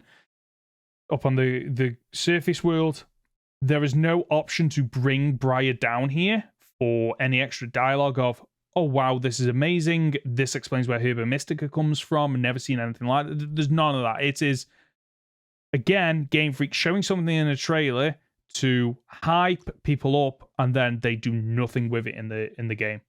Do you know what's crazy? I completely didn't even consider that you're right. That's the source of Herba Mystica. Because I went around it because I was like, okay, I'm going to explore this, and there's one what looks like a Herba Mystica, like it does in the menu. Yeah, no, I see you. Yeah, that's exactly what that is. But considering I am a theorist and like I'm writing a whole thing about the true story of Terrapagos, I completely forgot Herba Mystica was another random part of its power. Yeah. And it's just, again, and we'll talk about more of that at the very end, which is the post-credit scene to the post-game of Terrapagos' powers, and just they seem to be a kind of pluck this. There we go. That's Terrapagos. It's got all this. But yeah, the fact that this underground cavern, this underdepths, is just so disappointing, because like I remember us talking in the lead up about, okay, we want to know more about the metal slabs in Area 0, and that area where you get to and there's like a pattern on the floor. Not touched in this. Now all we kind of know is like, yeah, they're from Out of Time. Which, again, I don't mind. We kind of knew, but yeah, like, if we're going to have elements of things are outside of time, that to me should have been the further down you go into Area 0, the more, like, to the point where it stops becoming crystallized and terrestrialized, and it becomes more of a, okay, this is just like, there's like an old-fashioned boat over there. Like, how did that boat get down here? There's a futuristic vehicle over there. Okay, how did that get down here? Like, and then as you start to approach, you go, oh, that's why, because the time machine is pulling elements out of either the past or future and just supplanting them in the local area. But the thing is, as well, it's like everything else down there, and because Terrapagos, we know Terrapagos has the ability to time travel, and as you say, there's a post game to the post game where effectively you meet the professor. Yes. Briar writes a book about her adventures down in the Underdepths and gives you the copy. Mm-hmm. You then go to Kitakami with Terrapagos. Terrapagos brings the professor through time. So the this real is before, professor, by the way, not the AI. They don't have the AI yet. They haven't built the time machine yet. However, Arvin is born, which is weird because if you read the passages in their journal, it's like they were getting the AI professor and Arvin about the same time. Yes. But it's fine because they do allude to the fact that they're actually from a different timeline, not your one. Even though you hand the book over to them and they give you their version of the Scarlet and Violet book. Yeah. Which means, it can't possibly be the professor from your timeline because they still have the Scarlet and Violet book because you use it. Wow. Okay. So but they go back and then in the Underdepths, you read about that interaction. Yes. Which the time travel doesn't really make a lot of sense. So, but that explains to me finally why they're called paradox Pokemon, because of the paradox of the handing over of the books and the fact that these Pokemon that I no longer think these Pokemon are from our future or past. They are from potential future and pasts, which explains the discrepancies of, okay, why can these, why do these Pokemon suddenly cool become if robotic? somebody had that idea a couple of weeks ago and said it on a podcast? And it is, isn't it? Yeah. Is that where I got it from? Possibly. No, I said exactly that because I said about the prism idea and the fact that not we could be pulling from different possible pasts and different possible futures. There we go. But it also means that, we give the book to the professor, they go back in time and write about it. The professor then theoretically is the one who goes back in time and gives Heath the original instructions for the time machine. Yes. Which inspires the professor to create the time machine. It's so messy. I love it. Which is very cool. But again, we've then got this plate and these markings on the ground, which sure have been brought through time, but for what purpose? Other than to just be like, oh, things have been brought through time. Isn't that odd? It's like, yeah, I guess. But like, my thoughts on that are, I think they just ran out of time developing this game, and they already had some assets already in, and were just like, no, just leave them in there. And maybe there is some kind of, oh no, we'll leave these as hints, but I just don't think there's enough thought gone into this time travel story. I think they've gone, it's a multiverse, don't worry about it. Yeah. It is, because it doesn't make sense if you think about it. It doesn't. No. Some of the timelines I just don't think they just don't match up. And I am looking forward to seeing what you and other people put out there to kind of help to explain. Like, this is one of those endings where, the ending wraps up and it just leaves me with even more questions of, wait, hold on, what? Slow this down, and it just adds to yet another Pokemon that has some kind of time travel mechanic, which made sense for Dialga. Celebi, I'm not sure why time travel makes sense for that, but it's that old now that it's kind of established in lore. Terrapagos, why does Terrapagos have time travel powers? And I know because Arceus does.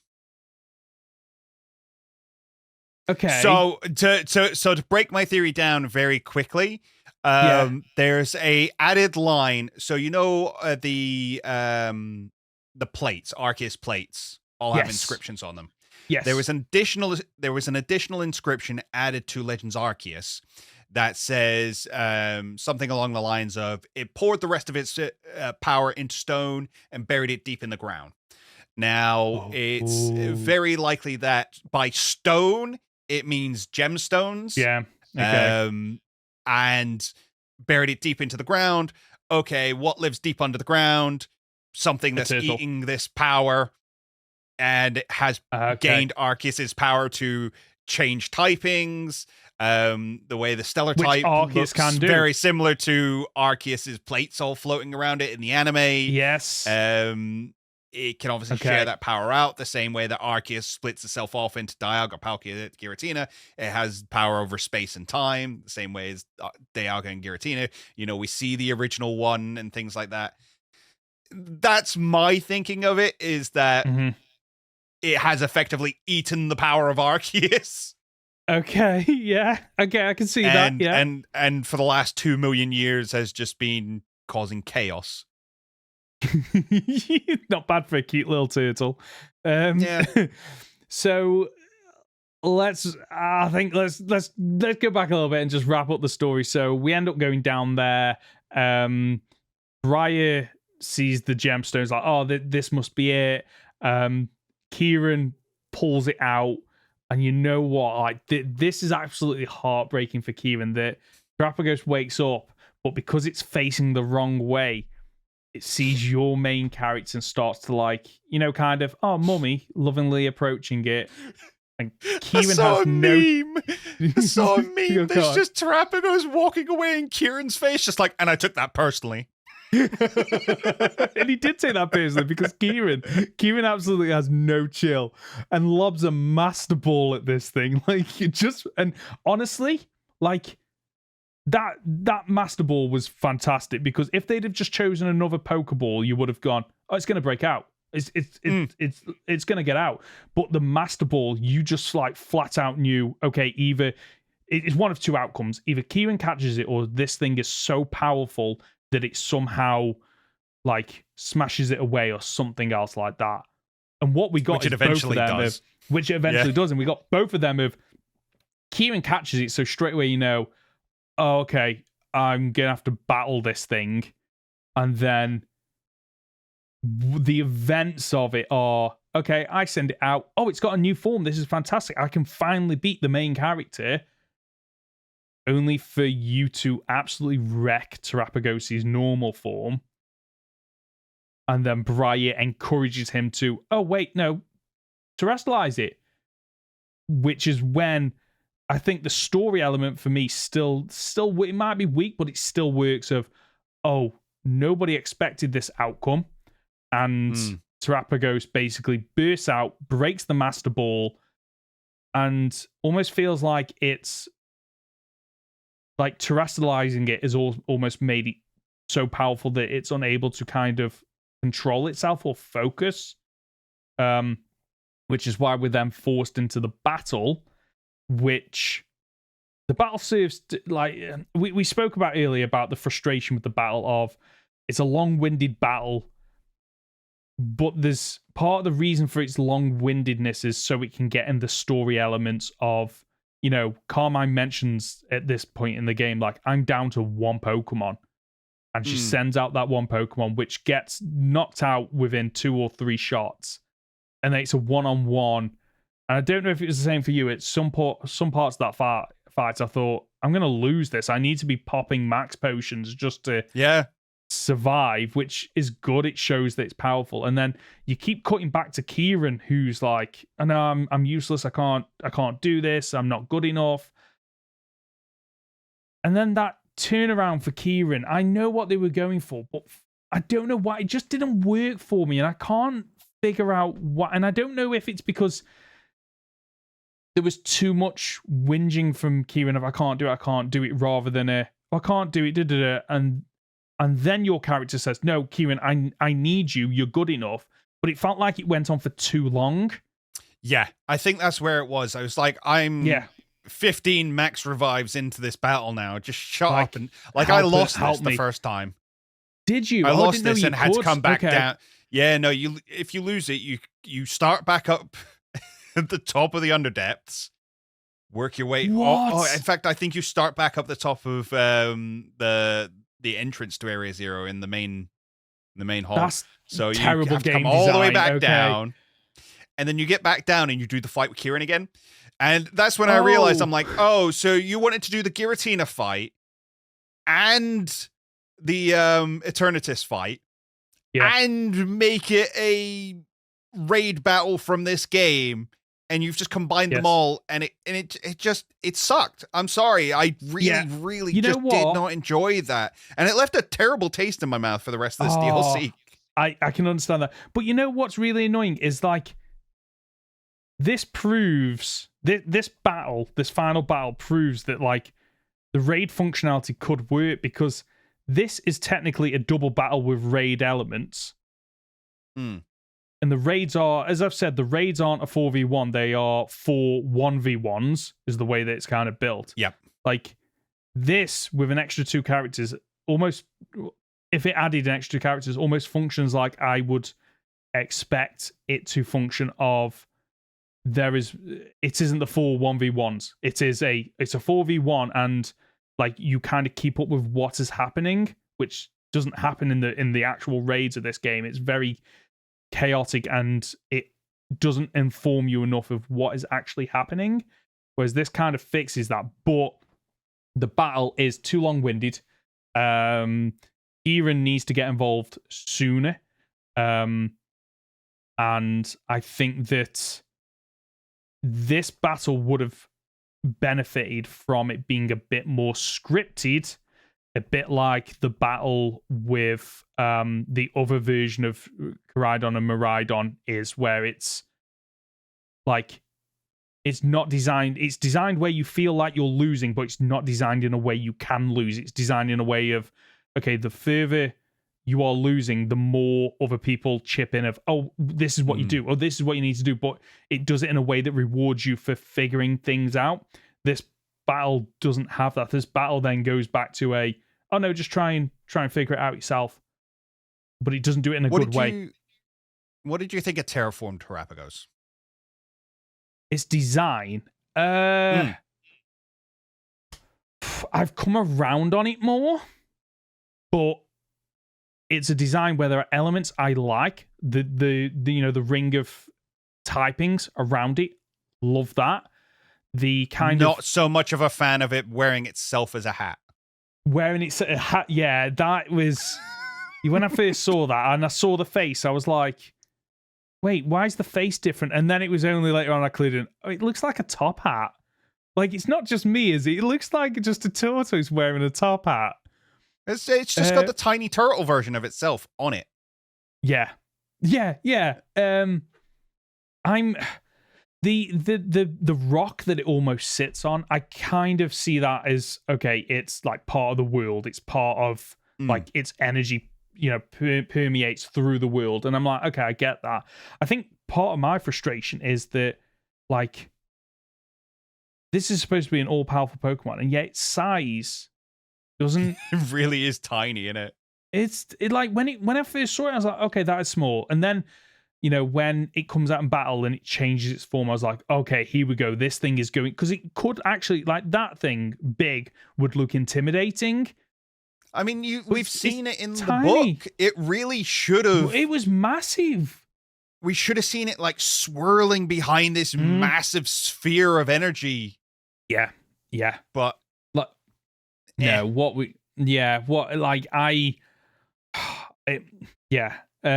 I think the design and the story of the Area Zero Under Depths felt like we went back to old style Pokemon of, it's very rushed. Go to 1, go to 2, go to 3, story wrap up, you're done and dusted. And that's not what I wanted. I wanted more. I wanted the post game to be more of an exploration, more of a deep dive into Paldea, the legendary Pokemon that sits behind all the power. And I did maybe want a bit more of a, okay, this is why you can terrestrialize in other regions like Kitakami and Blueberry Academy, and the more of a tie-in with that rather than, Kitakami, okay, you can just terrestrialize because there's a nearby lake that has terrestrialization energy, I guess. And Blueberry Academy, you basically bought some material over that allows you to terrestrialize. I wanted the reason you can terrestrialize in this area is because this Pokemon is connected to so many areas just because it is so powerful. And here's the lore behind that and the build-up of how you are able to overcome it. And what we got, I feel like, was just very underwhelming for what we could have had. Yeah, it was fine. Yeah, that I think that's my thing. And by the way, did you choose the don't catch option by any chance? No. Okay, I did because I was really curious, because I was like, why are you giving me an option here? So if you click don't catch, Kieran turns around and says, no, it's got to be you. I was like, okay, right, that's a nice little, I like that. Because honestly, I just saw a version of this game where it's like catch or don't catch, and you just catch it, and Kieran just goes ballistic because it's like, you've done it again. Like, you've done it again. I cannot believe you. I was fully prepared. The amount of stress I went through in that fight for him to finally be like, okay, I'll come help. Like, screw you, I'm taking the Pokemon. You don't deserve it. Whatever. Anyway, sorry. I really didn't like it. I really didn't like that fight. No, at some point I'm going to go back and replay both pieces of DLC, because like I think that this piece of DLC makes me appreciate the Teal Mask DLC a little bit more in terms of the characters, because we get to now we've seen their full journey, or most of the journey. So I'm looking forward to going back and being able to play that piece of DLC. And also, I think one of the reasons I enjoyed Blueberry Academy a lot more is because I didn't do what I did in the Teal Mask of, I'm just going to import all my Pokemon from Pokemon Home and complete the Pokedex. And I think the Teal Mask, I'm going to go into it fresh and I'm going to explore, I'm going to catch Pokemon. But just to kind of wrap this up, because we're at 2 hours. So we've done the characters, we've done the story, upcoming mythical event we've covered enough, I think. Have you seen? There's one little fun interaction back in Paldea where you get to go meet the Team Star bunch. I tried to do that early, and for whatever reason, I can't get them to spawn. So I need to have a proper look into that. Okay, have you done have you done the post game with the Ace tournament? I think I've won that. Yeah. Yeah. So you do the Ace tournament, and then you speak to Penny, and you do Done Penny's. That, you do Penny's whole thing, and get to go to her room and see all the EVs. Oh, I haven't done that. I haven't gone to the room. Okay, if you haven't gone to her room, you need to do that. That's first. The next step. You finish Penny's storyline, and then the Team Star stuff starts. It's not that in depth. It's quite cute though. Okay, you get to tutor a bunch of them, and set them up to decide what they want to do for the future and how to be actual people. And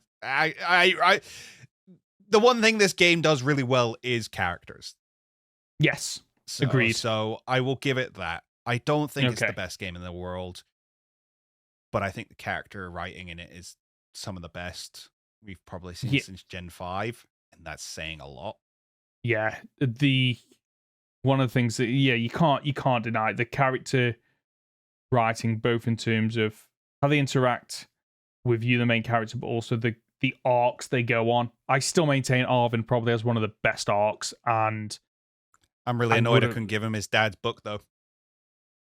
Yeah, because you imagine how awkward that's going to be when you go back to, hey, Arvin, how's it going? Oh, yeah, all right. How's it going with you? Yeah, I saw your dad. You never mention it. I think you can give him his book, but you never say where you got it from. Right. Okay. Okay. Just to kind of wrap this up, where do you stand on the DLC experience as a whole? And I know. Okay, so we said coming into this, didn't we, that it was either going to save the game, or be a letdown. I don't think it's somewhere done in between. Either of them. He's somewhere in between. Somewhere in between. And I can't believe I'm saying that. It feels like it is. It's fun for what it is. Yes, I feel like it is a few. If they tweaked a few of the mechanics and fleshed out that ending a little bit more, it could quite possibly have been my favorite Pokemon experience. It was already such a good Pokemon experience. I absolutely love this piece of DLC. But it's a game and a piece of DLC that I could quite happily not revisit for a while, which is very different to when I think of Auras, which I tend to play once a year. I just think that the DLC suffers from probably what the mainline games have suffered for a long time of, here's a load of ideas, but we don't have time to fully flesh them all out. Yeah. I think the Elite Four is fantastic. I think as a post-game battle, great. Yes. I wish the coaches were a bit harder than they are when you come to fight those. Yeah. There's a lot to do. Again, it's annoying that it's so drip-fed because you've got to grind so much BP. Yeah. It's artificially lengthening the amount of time I'm spending in this DLC. But I like the Terrarium. I like Blueberry Academy. The Underdepths was disappointing, considering how big of an experience Area Zero was the first time round. I think overall, I enjoyed it. Does it elevate Scarlet and Violet for me? I'm going to say no, and the reason why... I don't think so. No, and the reason why I don't think it elevates... It doesn't make it worse. It doesn't make it worse, but I think the reason... Okay, if the Underdepths had been this amazing experience, like we've spoken about what we'd want from it, I think that would have elevated it, but because the majority of our praise has been for Blueberry Academy, which is in my mind, separate from Paldea. Like, it doesn't elevate the base game because none of the characters return. It's a different battle mechanic. There's no Titan Pokemon. There's no Team Star based. Like, it is very much a self-contained. Like, Kit Kami and Blueberry Academy are, for 90% of it, self-contained. It's its own little world, its own little story, which is why I don't think they elevate the base game. Well, the same could be said about Sword and Shield's DLC, though. Surely. No, you're right. You are right. But there. I guess they took Dynamax raids and developed on them. And the Dynamax Adventures is probably the biggest thing we take. And actually, no, because you chase the legendary birds all around. Paldea. And one of the main characters. Sorry. And one of the main characters is related to Rose as well. So there's that link as well. Yeah, and you talk to and the professor, what's her face? Yeah.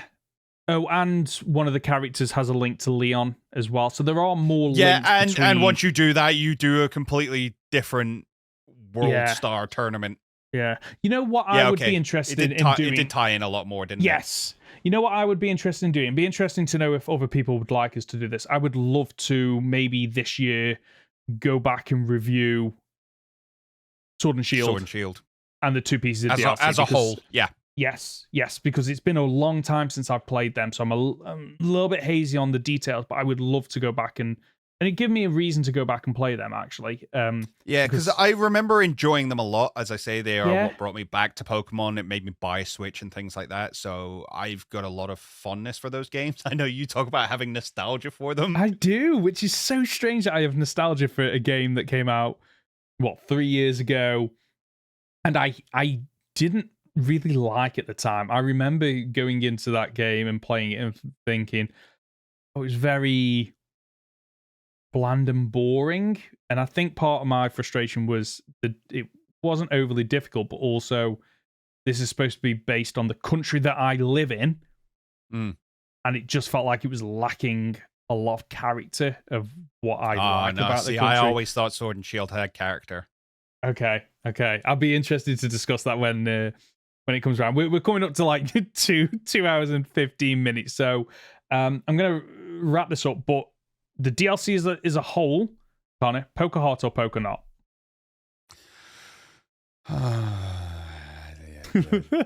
That's a sign and a half. I'm going to give it poker hot. Yeah. I'm going to give it a poker hot as well. It's a reluctant one, but I had fun with it. Yeah, same. That's the show for this week. If you've gone this far, you're just a top dollar, aren't you? If you've got a comment or question or want to let us know your thoughts about the second piece of DLC for Pokemon Scarlet and Violet, comment on our podcast on YouTube, email goldenrodpod@gmail.com, leave it on our Discord channel, or you use the hashtag goldenrodpod on Twitter. As always, before you go, if you're new to this podcast and have found us because of this review, please leave a like if you're watching on YouTube, or leave a review on the podcast platform of your choice. Connor, where can we find you? You can find me on my YouTube channel at Captain Fidget, or on Twitter at CapFidget. I'm Ben. You can find me as Professor Hoenn Gaming on YouTube and Professor Hoenn on Twitter. We'll be back next Friday for another week of Pokemon podcast content. See ya!